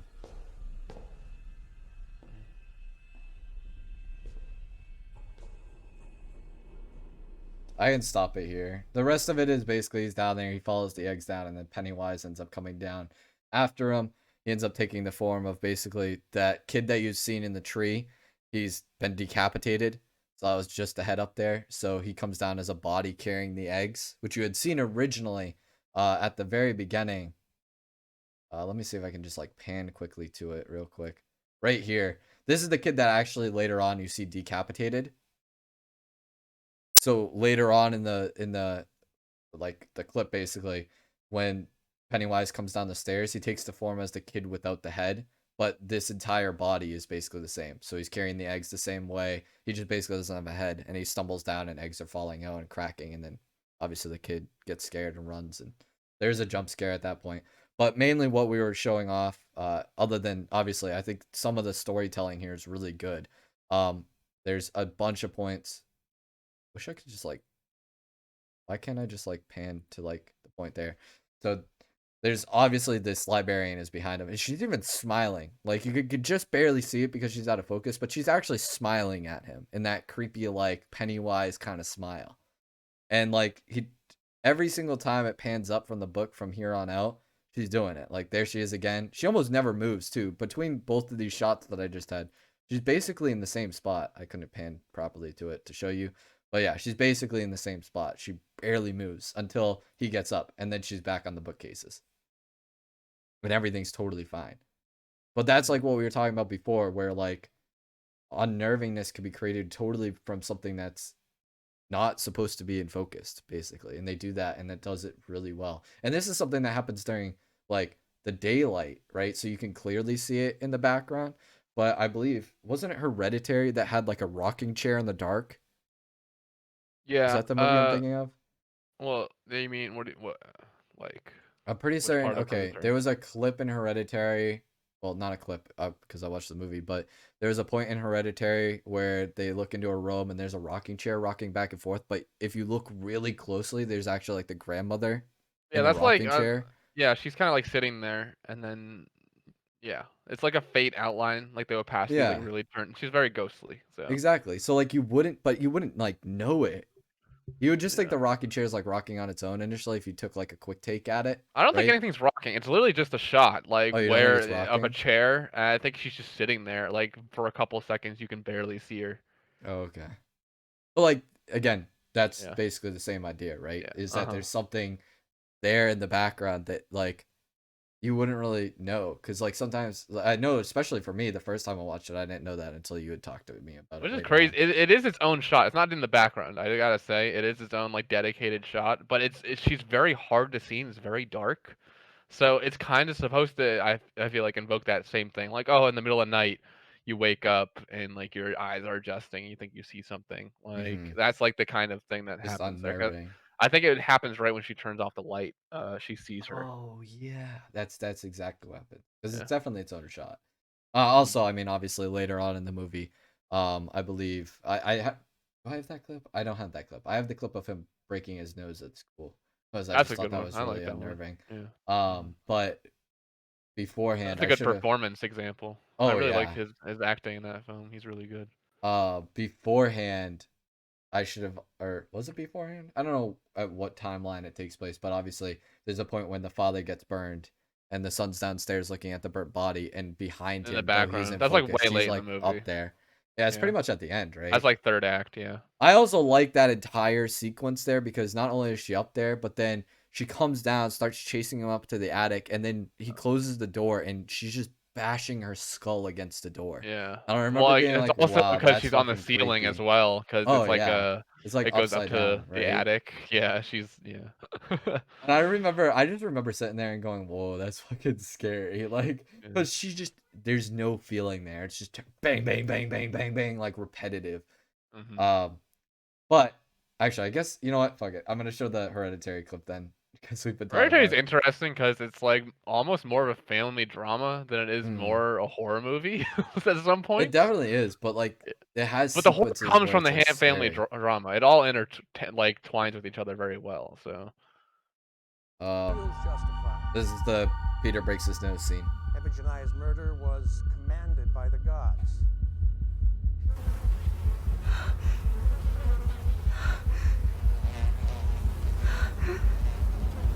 also even this like very well lit. Oh, it's like Don't see that very one. scary.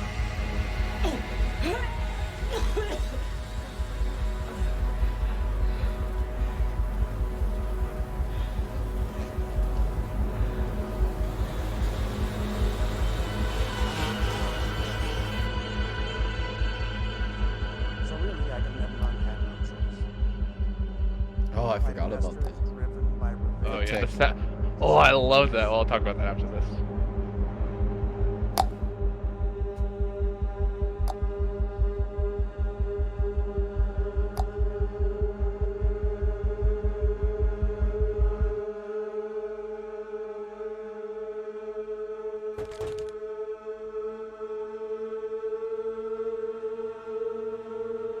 Crunch. Peter!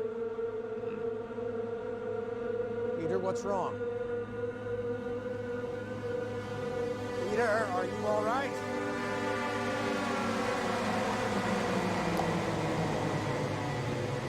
Can you breathe? Peter, what are you doing here?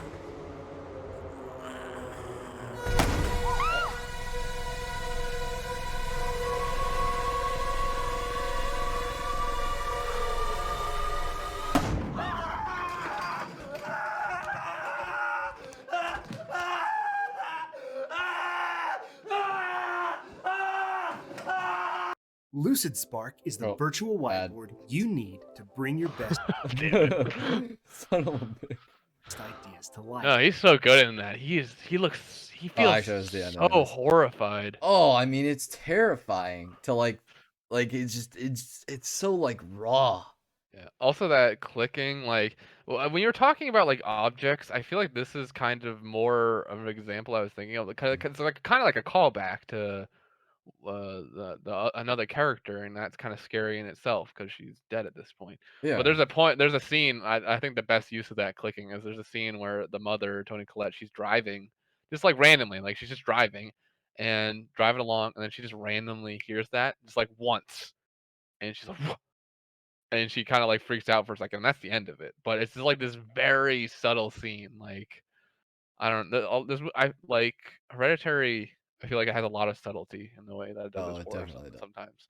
But at the same time, it's really not subtle at like in certain spots. Like there, that's not really subtlety. That's No, that's not subtle. That was like pretty balls definitely to the up wall. front. But it earns those moments, like because it has a build up to them for the most Mhm. part. It's like kind of like I don't, it's hard for me to say it's a slow burn because I've definitely seen worse slow burns than Hereditary. I feel like Hereditary is very well paced, but it's kind of slow burnish. So it earns those moments. Yeah, I would say there's I definitely would a slow burn build up to something big happening, right? And then all of like a sudden it the like yeah. takes it back down and slows I you would say down The again. Witch is way more of a slow burn Oh, movie. yeah, and that's this Yeah. is one that I'm going to talk about right now. I have the clip Uh-huh. up. This is more of an expectation one for me personally, but it does a great job. One of the things I do want to talk about between this one and I had another one. Oh, Shining. Before we get into it, and something that you'll kind of see throughout this clip. I don't know how much this clip will actually show it, but where she lives in this like cabin-ish thing, cottage, I guess you would call it. It's surrounded by trees, and it almost feels like a prison that's surrounding them because of how dense the forest is. And I think that pulls at the whole isolation factor, and the same thing happens in The Shining, right? Because they're like kind of confined to that 100%. hotel, and I think both of them do that isolation, like scare factor or fear 'Cause the woods are factor all on dangerous, its own. like, Exactly, like outside of this little like clearing, so they're like kind of stuck in a prison. But at the same time, if you really look at the movie, inside the cabin is more dangerous. than the Exactly. woods. But like You it know? creates this isolating feeling, at least Uh. initially, until obviously you get to the epilogue and then things clear up. But I'm gonna play the clip again, and then I'll tell you about what my expectation was. We'll see what we think. Boo! I love this scene. There you are. Boo! Where are Sam? Where are Sam? Where is that little man? Boo! There you are. There you are. Boo!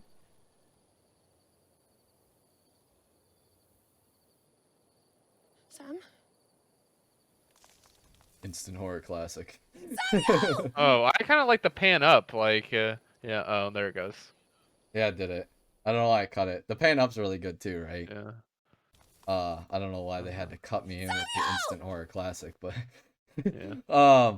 one of my things in terms of expectation that I'm going to talk about is the thing for me is by the time I watched this, now this movie was what? When did this movie come out actually?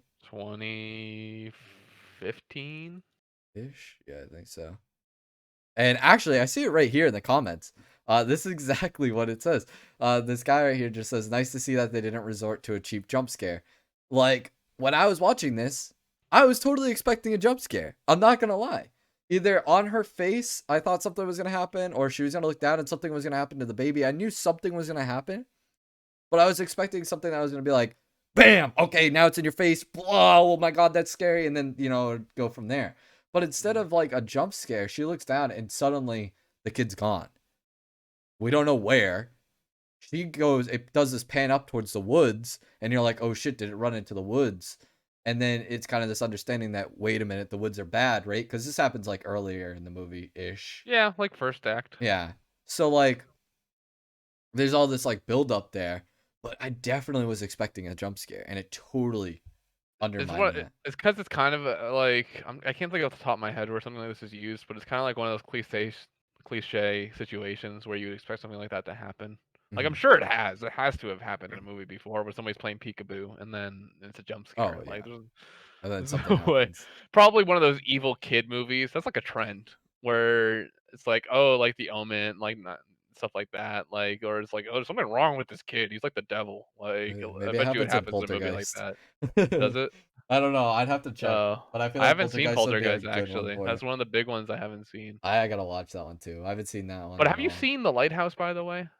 The Lighthouse. No, I haven't. Same director. Yeah, you gotta watch The Lighthouse. Different kind of horror, but very good. Actually, a movie that I just watched on Saturday, Annihilation.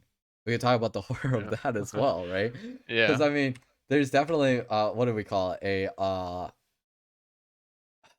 What was the term we used for that? Lovecraft horror. Yeah, like it's like a Lovecraftian horror, right? In a It's like way. sci-fi Lovecraft, basically. Yeah. Well, you have this like extraterrestrial kind of thing coming down, but then what happens inside of the bubble aside from the sci-fi look and feel of everything else around it and understanding that it's like aliens and extraterrestrial in a way, right? Because that's technically, if you look at it from its raw format, that's what it basically is. The things that the animals and the feel of the woods, the jungle that they're in, and the way like everything is like tumorish and stuff, and like just I don't even know how to explain it. It's all like Lovecraftian in a way. Like it evokes fear in a different pattern, and especially obviously the scene that most people would know and recognize would be the bear scene, which I mean the bear is completely, I mean he's got like a skull and he's distorted looking and he can't see, he can only like, is it hear? I guess he can only hear really because he can't seem to smell either. I don't think, like I think he knows like that they're there, but then like he really needs them to make a sound in order to understand where they are. So it's kind of pulling on that whole like silence thing.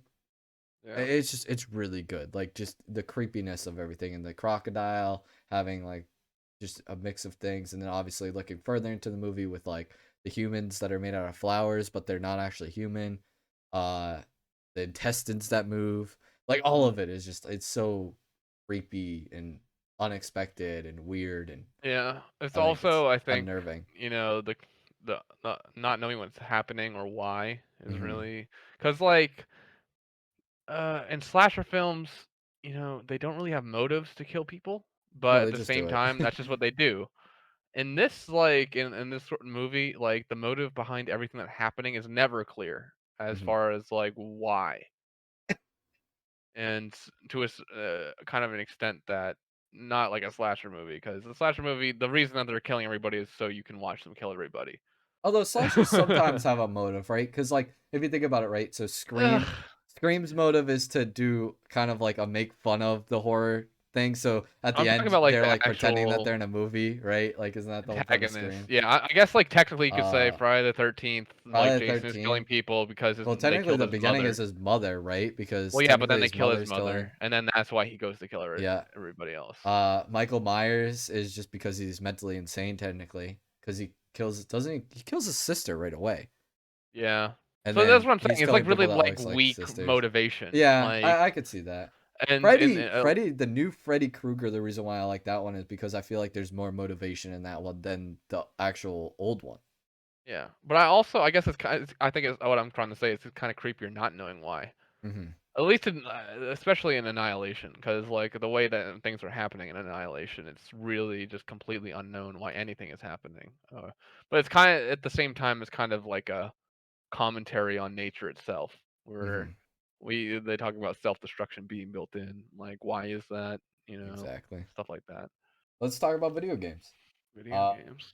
Do you want to start, or do you want me to start with Phasma? Because that's really the only one You that can I have. start with that because I need to I look have a couple other through ones. and think. I have at least like 2 off the top of my head, but it's a whole different thing for me because I'll get into it. You'll see. Phasmophobia to me, and I've talked about this pretty extensively because we did a lot of streaming of it here on the channel. Phasmophobia for me isn't scary because of jump scares or the ghosts. Really, I mean the ghosts are a part of it, and I'll explain that. What's scary about Phasma for me, especially initially, and even later on, is that expectation that we talked about earlier and this atmosphere that it creates. There's no scores. There's only audio that you're doing in the game. That's all that can be heard. Otherwise, it's complete eerie silence. So that's number one. If you're not moving in that game, it is completely silent unless the ghost does something, like throw a book or ring a telephone or something of that nature. Number two, you cannot see at all if your flashlight is not on. And I think that's incredible. There's a lot of games that do what we call fake darkness or simulated darkness, which and they actually do it sometimes in movies too. Yeah. But mainly in games, right? I've been a huge advocate for actually creating games that are dark because I think it adds, especially if it's going to be a horror game, it adds so much to the atmosphere if the only way you can see is through a little circle flashlight, and that's exactly what Phasma does. If you shut off that flashlight, or when the ghost is actually hunting, it flickers. Whenever it flickers down, it is pitch black. So you're just going off of what you could see in that instant with the light on, which is kind of crazy. And then obviously, like I said, especially initially, even when the ghost isn't hunting, I mean, you can't see, like if you just looked and free looked down a hallway, you can't see down that hallway at all, even though the flashlight's here. And most games would have it so that even, especially because your flashlight's on, maybe they do complete darkness if the flashlight's off, but with the flashlight on, you'd be able to kind of see, and they do like simulated darkness where you could see the end of the hallway. In Phasma, it's only that ring, and it's bright as hell. But aside from that, you could barely see outside of that ring, and I think it's really good because of that. And then, I guess the last thing that I'll touch upon that I think creates fear, and this is the main thing for me, is you're expecting and you know that there is a ghost in there. You know it. I mean, your whole point is you're a ghost hunter and you know that there's a ghost in this building that you're going into. What you don't know is how this ghost is going to react because you don't know what type of ghost it is. So some ghosts react differently. And then you don't know where it is or how, like, if it's going to kill you or not. Like, you never know that. So you could be in a room and all of a sudden it decides to hunt and you're in its room. And unless you knew it was in that room at the time, or maybe you just knew it was the room, but all of a sudden you didn't know it was going to start hunting, especially in the higher difficulties, like that's a terrifying, like, suspensefulness of that game. It's not fear because of the creature that you're up against. It's fear because of the suspensefulness that the atmosphere creates. And that is to me why I'm a big advocate for that game in terms of horror. Is because of that atmosphere. Mm-hmm. So that's Phasmophobia for me in a nutshell. Yeah. So I guess for me, I'm just not. As far as horror video games go, I'm not. I don't really get scared that often. I don't know. It's a completely different experience for me, at least compared to film. Because for film, I don't have any control over what happens. So in a way, because of that, it's kind of scarier for me. Because like if somebody walks into that room, I can't stop them from doing that, I guess. But in a horror game, I could technically just hide in a closet the whole time if I wanted to. No, But you definitely also, could. I think it's just because of the way I am. I get way more absorbed into films than I do games most of the times. So as far as like really actually like scary games for me, it doesn't happen that much. But one thing that really did was horror VR. Oh yes, okay. because This is that completely definitely something changes I was gonna everything. talk about. Yeah, Because I know you and me had played that one game. What yeah. was that Emily wants called? to play. Emily Wants to Play It, right? And I Yeah, remember even you, like, you were scared. You at least had, I'm gonna say, more balls than me, because you were totally willing to put you on the wouldn't even headset and play play it. it. I I was remember. terrified. And I'm remembering honestly, this now. I'm 'Cause- terrified even to like I haven't had my VR headset to be able to play Phasma, but dude, Phasma in VR, I can't even imagine. I know people that I've talked to who have broken actual VR controllers because they've been so scared. So horror VR is like a whole new avenue. I think Yeah, that's because terrifying. instead it's more immersive, Hmm. just like off the bat, and also it's like in that game specifically, like one of the enemies, she'll laugh and you have to stare at her for her to not Yes. run up and scream in your face. But normally, here's how it works though. Like if I was playing Emily Wants to Play normally, she would just pop up on the screen and then it'd be done, which Mhm. is I don't care. In that game, when you're playing VR, instead of her popping up on the screen, she's going to pop up and scream in your face, Mhm. Yeah. which is completely different. You know, Like it's she's a right whole there. different ball game. Yeah. And So like also, that like that the is pretty lights go scary. off. Uh-huh. Like And almost always the lights go off when she like spawns in, and I well, yeah, if you hear remember. her laugh and you don't know where she is, then you just know it's gonna happen because you can't find her, and you're just waiting for it to happen. That is like the worst, but also the best at the same time. Oh, it's so Like, good.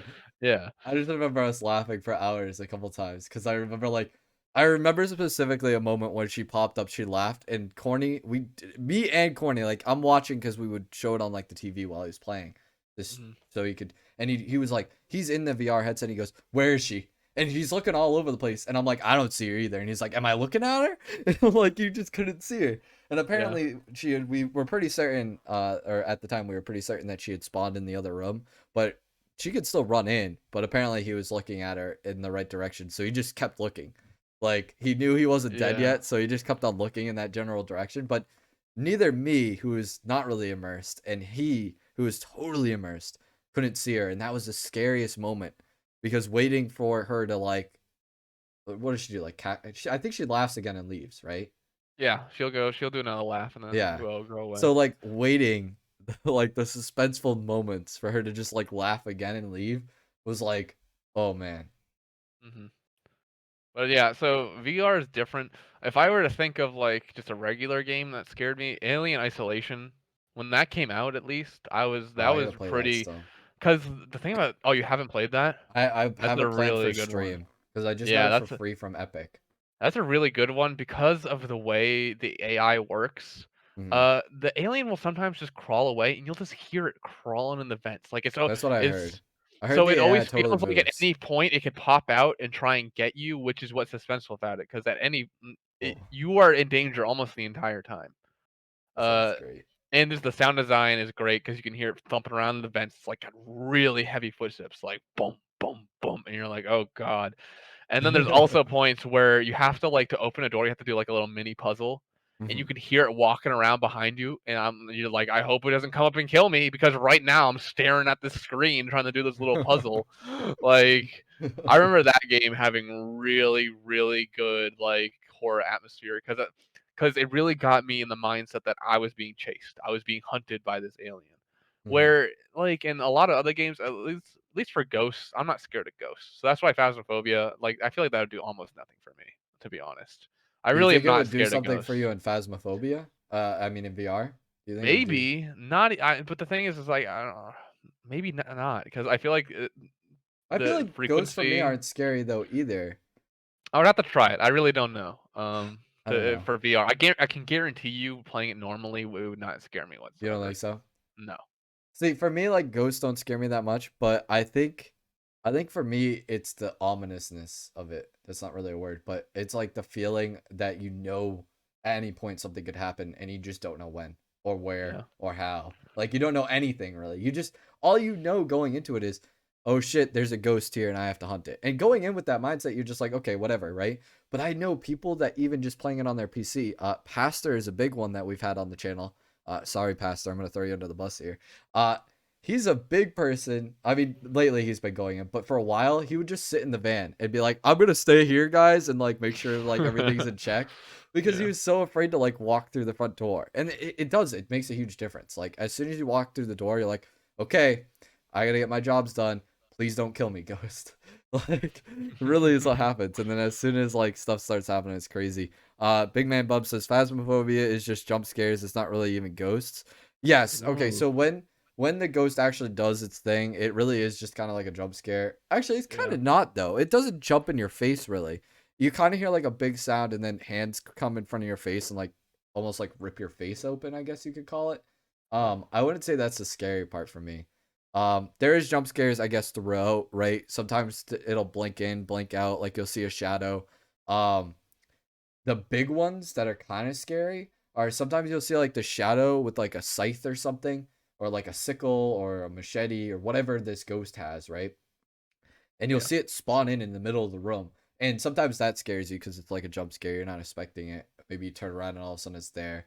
If you don't see it, all you hear is the audio cue for it. So it doesn't really become a jump scare. You just know somewhere it's behind you. And it's not really meant to kill you. Like that's not what it does at this point. Like it's not hunting. But the shadow just starts walking to you ominous, and you're like, is it gonna kill me? Like you just don't know. And that to me is also scary in the game because like it does have hunting phases, and you know at any point it could go into a hunting phase, but sometimes it just spawns in and walks at you and you just don't know if it's going to kill you. Yeah. And then they have a really cool system called insanity, which the more weird things that happen, or if you're touching like voodoo dolls and stuff like that. Actually, I'll talk about the voodoo doll in a second too, which is actually kind of scary on its own as well. um but they have this insanity meter. So basically, the more insane you get, the more you see the ghost. Basically, Yeah. like the more shadows you see and aberration, like aesthetics of it, and the more like weird things happen, and also the more likely you are to get killed during a hunt. So Yeah. you're in this house, and unless someone's in like the van and goes, "Hey, Enigma, your insanity is at like 20%," you don't know. So sometimes you're like sitting in a corner going, "I hope it doesn't come in here and kill me. Maybe it's going after someone else, like one of your friends." Again, you're throwing them under the bus and hoping they die before you, and it's just targeting you, and you just don't know that. So you never know who it's going to choose out of the few of you. And then going back to the voodoo doll, it does affect insanity. The reason why it does that is you can pick up a voodoo doll and throw it on the ground, and it literally scurries across the floor to where the ghost is. Oh yeah. And it's fucking terrifying. I remember the first time I did. Also, I think the Ouija board's a little scary too. Yeah. Because I don't know, Ouija boards just on their own are a little weird, but Yeah. Cabbage is But bitch made.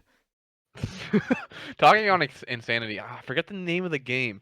There's some GameCube game. I think it's called like Edge of Darkness or Into Darkness, something like that. Mm-hmm. And it has that insanity thing, but the things that it does with the insanity thing is like not like anything else I've ever seen. It would change your channel or pretend to change your channel. Like so, it was used to be GameCubes on old CRTVs. It would go to Mm-hmm. like channel 3, like it's just like a blue screen. Yeah. And or it would pretend to erase your save file, What? or it would mute all the audio and it would have like a mute symbol, like your TV is muted. Oh, so then you're like actually thinking Yeah, you're you're like muted and all. actually going insane. And I wish more like the more games would try stuff like that because Oh, that's that's the only cool. time I've heard of anything like that happening. Besides maybe like if you talk about like Metal Gear Solid, where Psycho Mantis has you like switch your controller ports, or it reads your save file, like your game card, so it knows what other games you played and stuff like that. But That's really, cool. other than that, like I really haven't seen too much of that kind of thing, Uh-huh. and I feel like that'd be really cool. Like I think it's, for example, I think I've seen videos of like Twitch streamers. There's some sort of video where there's like hidden knocks, like somebody's knocking at your door inside the video. So Oh. people will send it to Twitch streamers, and then they'll think that somebody's knocking at their door. Like if you put that in a video, I wouldn't be upset with that. Like if I'm wearing headphones and then I hear knocking and I'm like, was that in the game or is that in real life? That is like for that split second, I'm kind of scared. Like because I think a lot of the times it happens that Twitch streamers. So like that was coming, it was coming through on my right ear, the knocking, and then there's a Mm-hmm. window right where that is. So they thought that somebody's knocking at their window. Like I kind of think stuff like that is a cool thing to try and That's incorporate funny. that I don't see video games doing that much. Mm-hmm. But No, other I games agree. that scare, like I really can't think of that many. I I don't remember either. playing Dead Space when I was like I Yep, played I Dead hear Space when I that. was like 12. That's more jump scares though again. Like I feel like that's Yeah. just like, No, I think it's kind of well, atmosphere there's some too. creepy ominousness to Yeah. it, right? There's smart There's jump that, and scares. like Dead Space 2, there's like a bunch of little babies that like come Yeah. and attack you and stuff.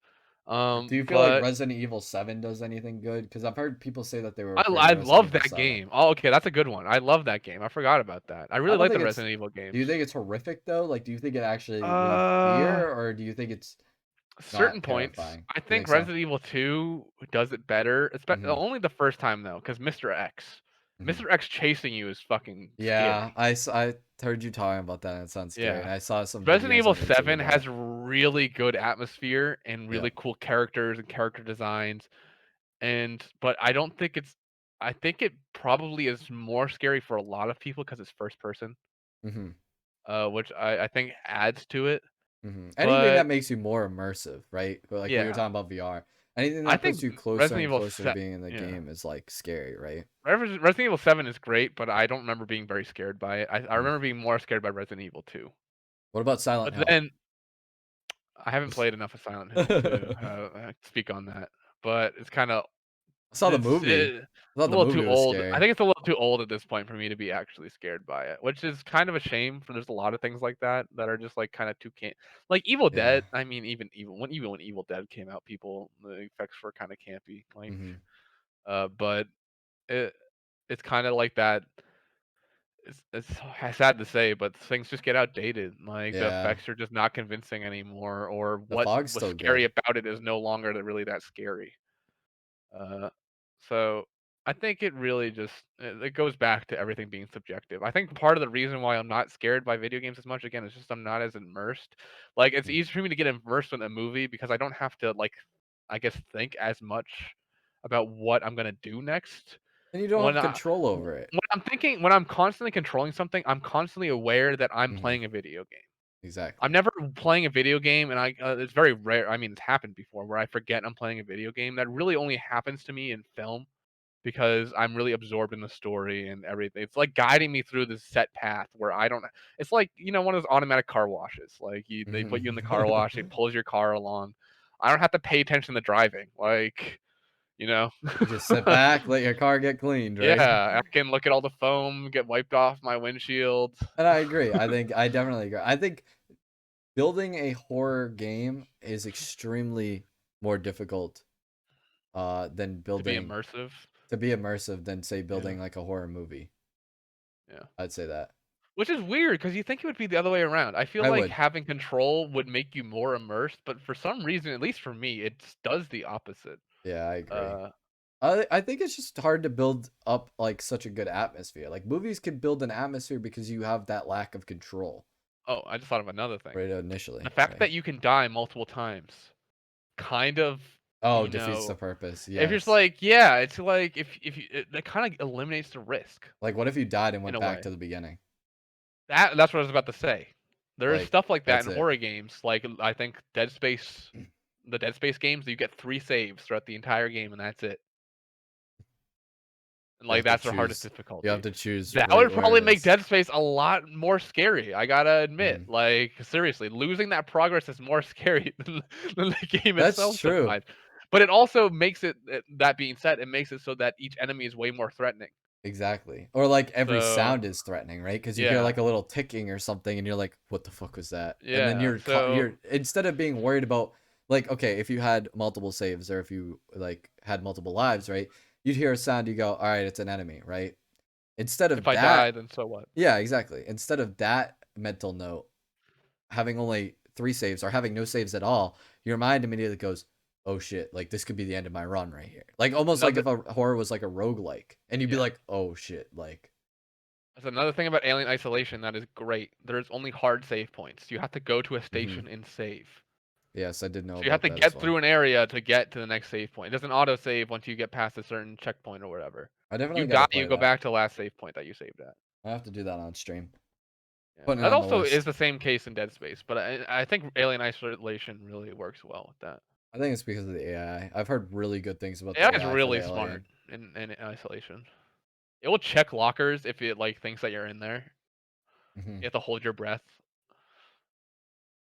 That's crazy. Interesting. Yeah. Yeah. I'll have a couple other like writing things to talk about in terms of books Mhm. because I know we never actually really talked about it. Yeah, I'm gonna look up Yeah. something for you to show for Junji Ito. Yes, do that. I was thinking of it's like a poem. I think it was a poem. Yeah, okay. It's definitely poetry. Um, so obviously we talked about Stephen King. Now, obviously, again, in terms of books, books are very subjective as well. I know a lot of people that aren't terrified at all by Stephen King books. I know a lot of people that are. I know people that hate them. I know people that love them. It's mixed. I mean, books are going to be the same way as any other kind of media, right? Edgar Allan Poe growing up for me. I know I read a lot of his poetry growing up. Um, I mean, I just thought he was insane, and I think that gave me kind of like a a bad feeling. But let me see if I can pull up some of them. Obviously, the main one that everybody should know about is called The Raven. I don't think there's anybody that hasn't read The Raven, but I could be wrong. I feel like that's a constant one that's pretty much taught to you at a young age is to learn about The Raven. But The Telltale Heart, I remember being the other one that Yeah, was really I like that scary. one. That's the one with the heart that's underneath the floorboards and it's Yeah, like uh huh. beating.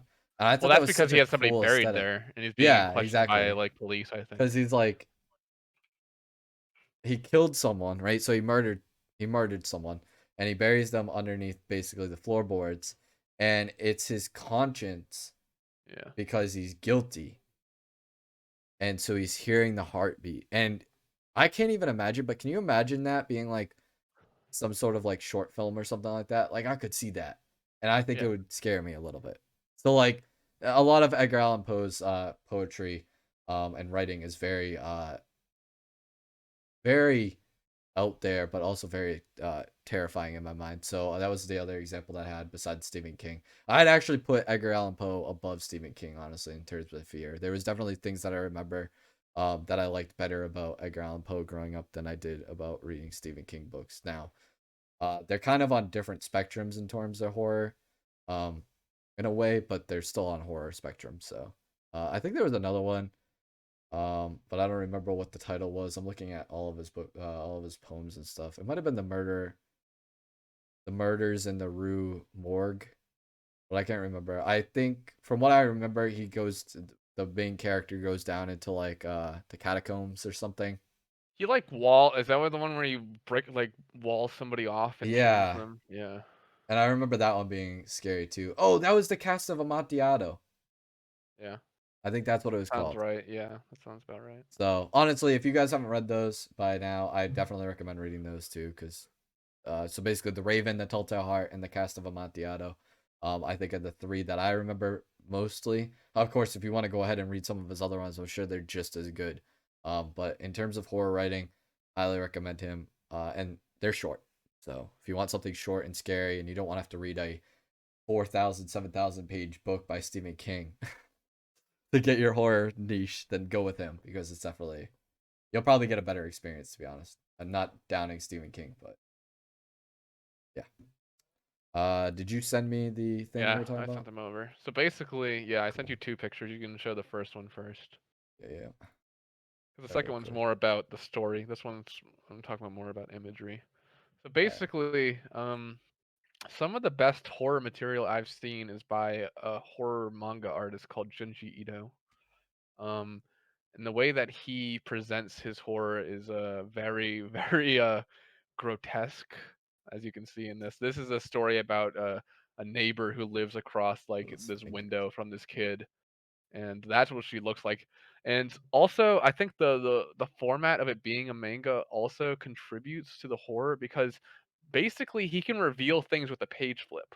Like there could be a build up, and right before it's about to happen, you have to flip the page yourself to go see this horrible looking thing on the other side. Look at the But teeth. like the imagery is so horrifying most of the time, and most of his topics are very Lovecraftian, where it's kind of you can't understand what's happening or it's beyond comprehension. So, but like just often, if you just look at that, that's like pretty horrific. And at least the imagery is more horrific than most any horror media I've really consumed. Like I'm not sure anything matches the artwork of Junji Ito. No, But it's there's really well also I done think the actually. subject matter is incredible because if you show the next picture, Yep. he has like collections of short stories that all have through lines, but he also just has like short stories in themselves. This one is one of my favorites. This is about a man who sleeps, and every time he does, he sleeps for longer and longer. Hmm. So, but like it's only in his head though. Like, so he will fall asleep, and he will fall asleep for thousands of years every God. time. Like, and it'll progressively get worse and worse, and his mental condition just deteriorates along with his physical condition. Um, Whoa. and I would just recommend that anybody reads it. But the best introduction to Junji Ito is the what is it called? The Case of the Igamora Faults, where basically, let me see if I can find a picture for that one.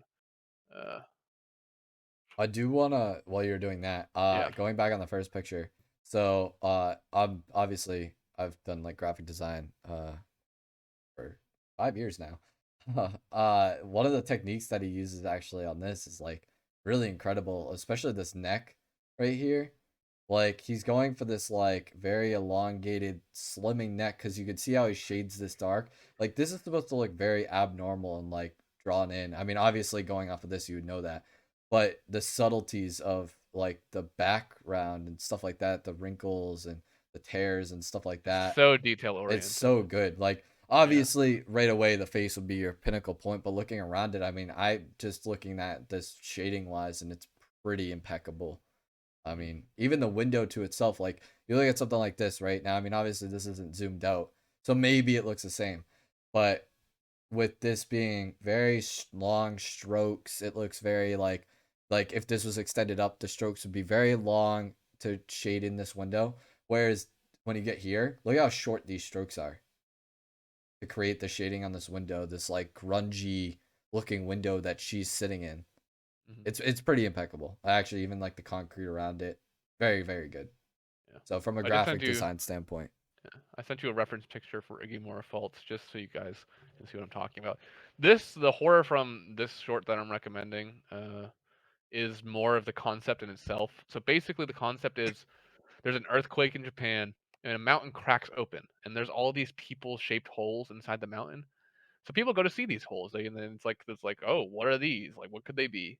And Oh, as those are people get holes. there, they realize there's something that draws them to specific holes, and they will go, "This is my hole," and they will fall into this hole, and nobody knows where they go. What?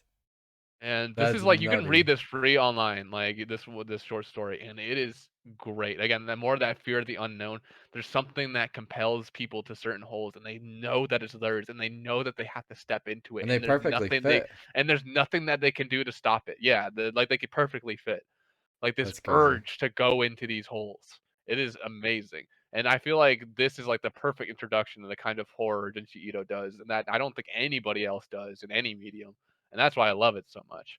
Is that it's a type of horror that invokes stuff in me that I don't experience watching horror films or playing video games or anything like that. No, I So definitely I can couldn't agree. recommend reading some Junji Ito stories. Uzumaki is really good. That's one with a big through line. That one's getting adapted into an anime on Adult Swim, so hopefully that comes out good. Um, I think it the looks like thing the about literature too, yeah. um, is, and again talking about like horror, right?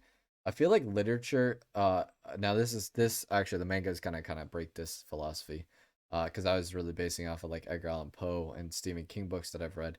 But when I've read something like that, not only is it turn of the page where you're kind of forced to move through the book if you want to finish it, right? So you're forced to turn Mhm. the page and find out what happens next. But at the same point, so you have that like loss of control.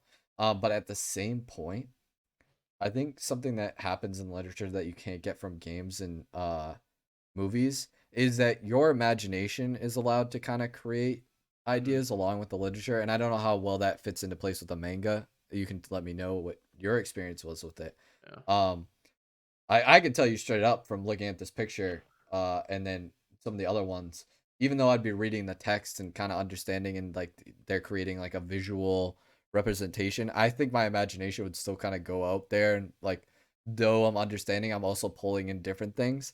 But I know from a fact when I've read like Edgar Allan Poe and stuff like that, like I have a decent imagination where I could honestly visualize like the heart beating underneath the floorboards and this dead body, and like your mind allows you to create this, pulling from things that actually like scared you maybe growing up, Mhm. or something like that. So you're actually like pulling from things that you're actually afraid of, and I think that's why literature does so well in terms of horror as opposed to movies and games. Now again, we've talked about pretty extensively both of those medias that we feel there are some good examples of that. Games are a little bit harder, we said, than movies, of course, but I would say the easiest one is literature in a way, because literature that does horror, if it's done and written well, um, I think it's super easy as long as you have a decent imagination and can kind of. If you're the type of person that just reads, and I actually don't know if you could be that type. Can you be a type of person that reads a book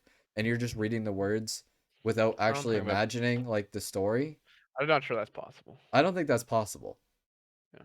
So, and the only reason you can, or the only way psychologically that you can build a story visually in your head without it being visually showing to you is by pulling from past experiences and like understanding the descriptive nature of it. Now, I'm not saying, again, uh, going off of like the beating heart under the floorboards, I'm not saying you've ever buried a body underneath the floorboards and like you're visually remembering that. But you know from movies what a heart sounds like, or from games or whatever, wherever you've heard a beating heart, you know what that sounds like. So mentally, your brain's like creating this false sound of a beating heart. You know what floorboards look like. Your imagination might even pull it a step further and put in creaky floorboards or something like that, so they look like, rotted or something. You know what I Yeah. mean? I was just Like your about to mind's say. allowed to Yeah. go anywhere it wants and create this more omniscient feeling. Ominous. Yeah. Yeah. That omniscient is something different. Ominous is what you're looking for. Yeah, ominous. Omniscient means that Feel. they're like all knowing. Okay.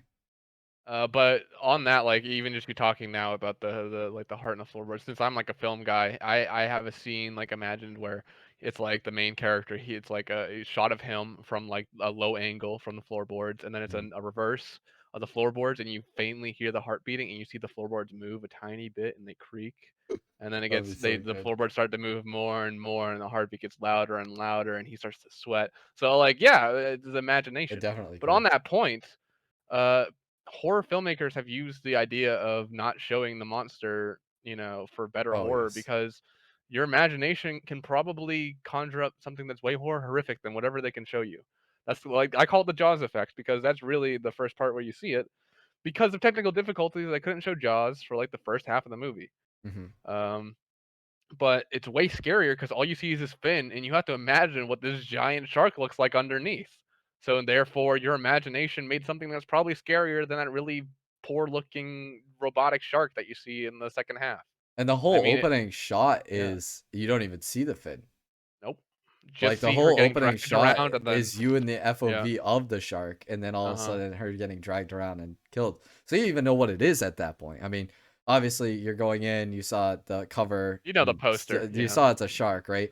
But I yeah, mean, if someone just popped that into a DVD player or a Blu-ray player at this point, and yeah, you never knew what that, you don't know what it is, you don't like, they don't even tell you the name, yeah, and you've never seen clips of it, you're probably sitting there going, "What is this? Is it a yeah. shark?" I mean, your mind would probably go first to a shark, I'd assume, but you could also think, there's it could be anything. You could think it's a monster. Could be a giant squid, Yeah, it could be a giant squid. It could be a kraken. it could be anything. It could be kraken. It could be a giant like man-eating killer whale. Like you don't know what it could be. I mean, it could be anything.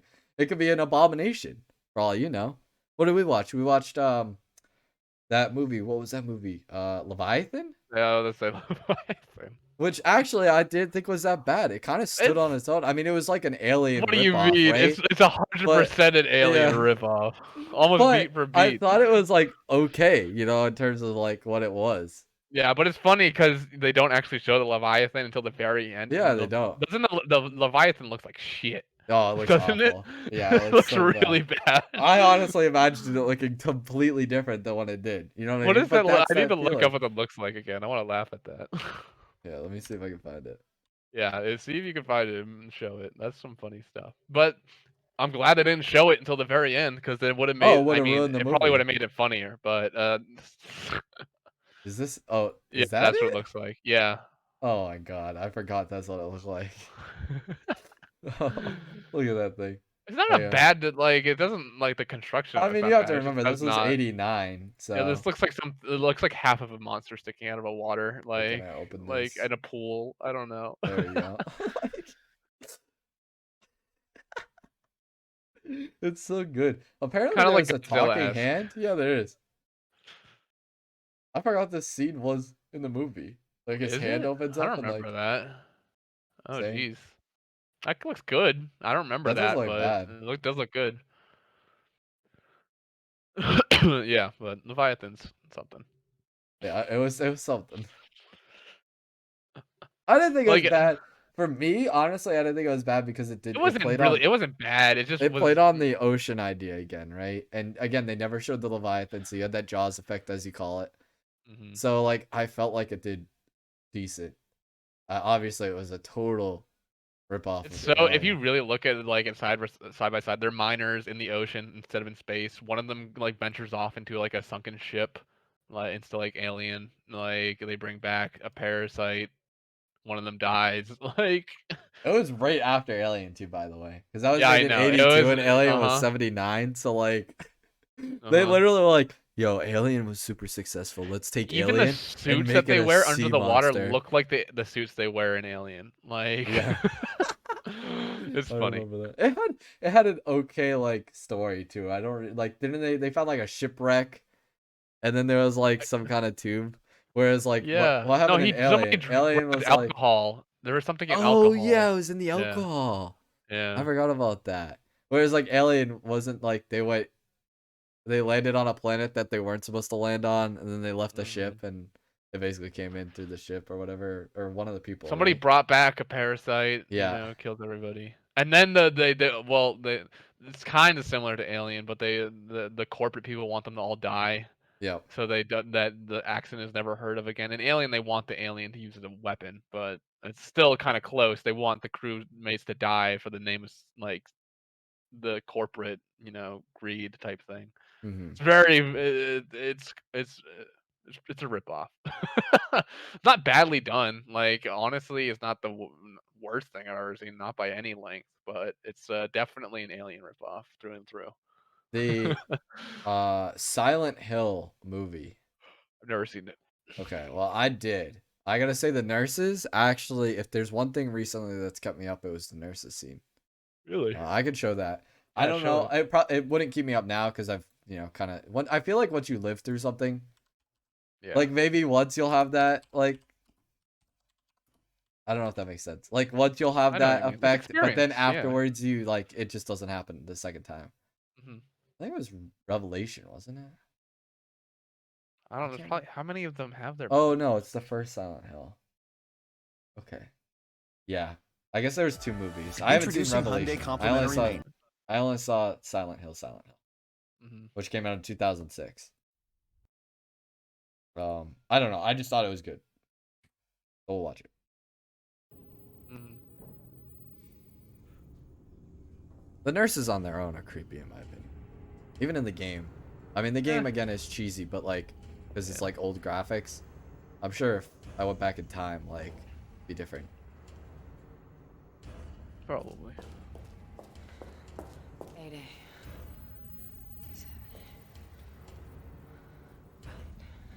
The story's good actually though. I thought the movie was really good. I don't know.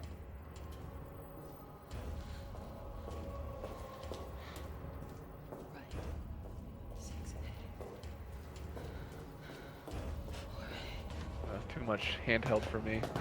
You don't like the handheld? No, I hate handheld. Unless it's used for a very specific reason. Are they still hand holding? That was on a tripod, wasn't it? Could be stabilized handheld. There they Like are. on a rig.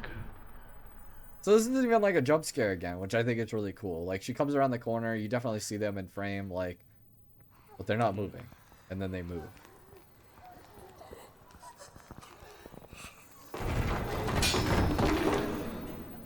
Yeah, this is fucking.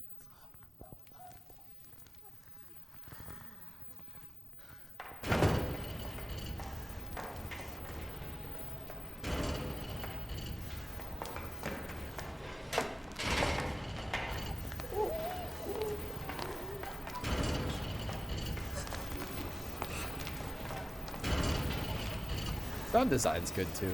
I was about to say it's not. Oh, you don't like it? There's way too many of them for it to be this quiet, I feel.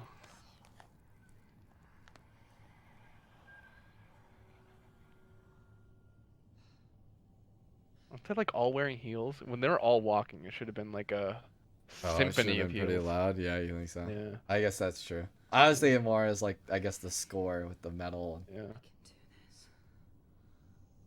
Although then I guess you could advocate for the fact that maybe the score shouldn't be there if you wanted to have a symphony of heels. Does the light activate them? Is that the Yeah, game? so the idea about the nurses is like, it actually is from the game too. If you don't have the light on, they won't attack you. Oh, okay. I think if you bump into them, though, they do. Or they'll try and stab you or something. That's why she's kind of being careful. I don't know if she knows that yet.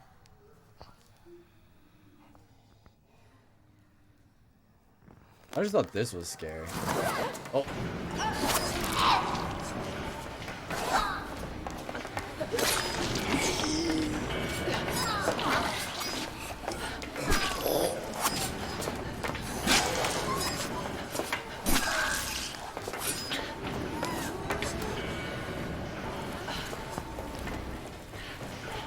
She leaves the light. That's basically it. Okay, why she left it, but okay. I think she left it as a distraction because I don't think she knew. Again, I think it's one of those moments where you as a viewer might know, but she doesn't know that basically not only does the light only activate them, but bumping into them does. So she accidentally hit one of them, and that's why they started going, like, that one started going on a killing spree, basically. So she was leaving the light because in her mind she was like, oh, maybe they can see me. And so I think she was leaving the light as a way to like distract them because they were definitely light driven, right? Okay. I think that's why. That's my philosophy on it. But it was less about, honestly, again, going off of the audio stuff like that we just talked about as well throughout the clip. Like, I agree with some of that. The reason why I think it scared me is just because of the character design, honestly. I think it's a weird character, like such a fucking creepy thing. The way that they move and stuff. They move so like broken. I don't know how to explain it. Every like move that they make is like a crack. Like it's like and it's like weird. I don't know. Yeah. There definitely should have been more audio though. I agree. I definitely agree with the footsteps being lackluster. When I was saying sound design, I was more actually talking about the score, I guess. I thought it was kind of cool how they added in like, because like the entire flooring is like this metal grate, so I thought it was cool how it was like ding, like every once in a while, like this metal grate. Yeah, they tried. Yeah, they definitely tried. I mean, again, I don't think this is like the best movie in the world, but I thought it was actually like good. Like I don't know why, I thought it was good. Maybe it was because like I was on a Silent Hill kick for a moment. Yeah. Because Pyramid Head came out in Dead by Daylight, I was like, I gotta see everything with Pyramid Head. Yeah. But Okay. I thought it was like, I think the story is interesting about Silent Hill. And I Like, don't know how good the movie is in correlation to the game. I assume it's close. Dare I say that? I hope they I don't didn't know like if you would completely say go that. off on a tangent. They probably do. Yeah, I'm sure they I wouldn't do. count on it being similar to the But game at all. because I haven't played the game enough, I can't say anything about the story from the game, but from the movie, at least from the Silent Hill first one, not Revelation, but this one that we just showed the clip from. The story in it I thought was decent. It's like this whole idea that like she loses her daughter, right? And then she's trying to find her, and it ends up turning out that like I don't even like remember. Yes, it's been so long since I saw it. But her daughter, like I think it's her daughter ends up becoming like the person. There was a like a female that was considered a witch and burned by like the church, basically, like burned alive. And her daughter becomes this, and then she has to like basically make the choice at the end to like sacrifice her daughter, and then she in turn becomes the the girl. Okay. You lost me. Yeah, I lost myself. I have to rewatch it to better describe it. So we've also been talking about this for 2 hours and 30 minutes. Yes, we have. We definitely have. So I just want to talk about one more thing. I sent you a link to a Bandcamp link. Oh, yes. So this is the only piece of music that I feel like I could consider horror music. Is there a What this certain one that I is? should listen to, or? No, I think it's just you could just show the page. It's 6 hours long. So it's basically the description of it is what it's like to have dementia, where over the course of this 6-hour project, it is supposed to simulate what it is like to suffer from dementia, Hmm. which is absolutely horrifying. Like, I looked into this project. I haven't listened to it myself. That is quite the feat. I don't know if I'll ever listen to the whole thing. But basically it starts out like I think if you just look at the titles of Just a each burning one. memory. Yeah, and then he has each at the bottom. He has each section categorized into stages What of the dementia. hell? So like stage 1, A to B. Here we experience the Oh first yeah. signs of memory loss. This stage is most likely a beautiful daydream. And if you listen to it, it's like very old. It kind of like sounds like an old record, like very nice music. And then as it goes on, it degrades. Complete jumble of like mess. I don't even know how to describe it. So if you like play part of that first song and then like go to one deeper,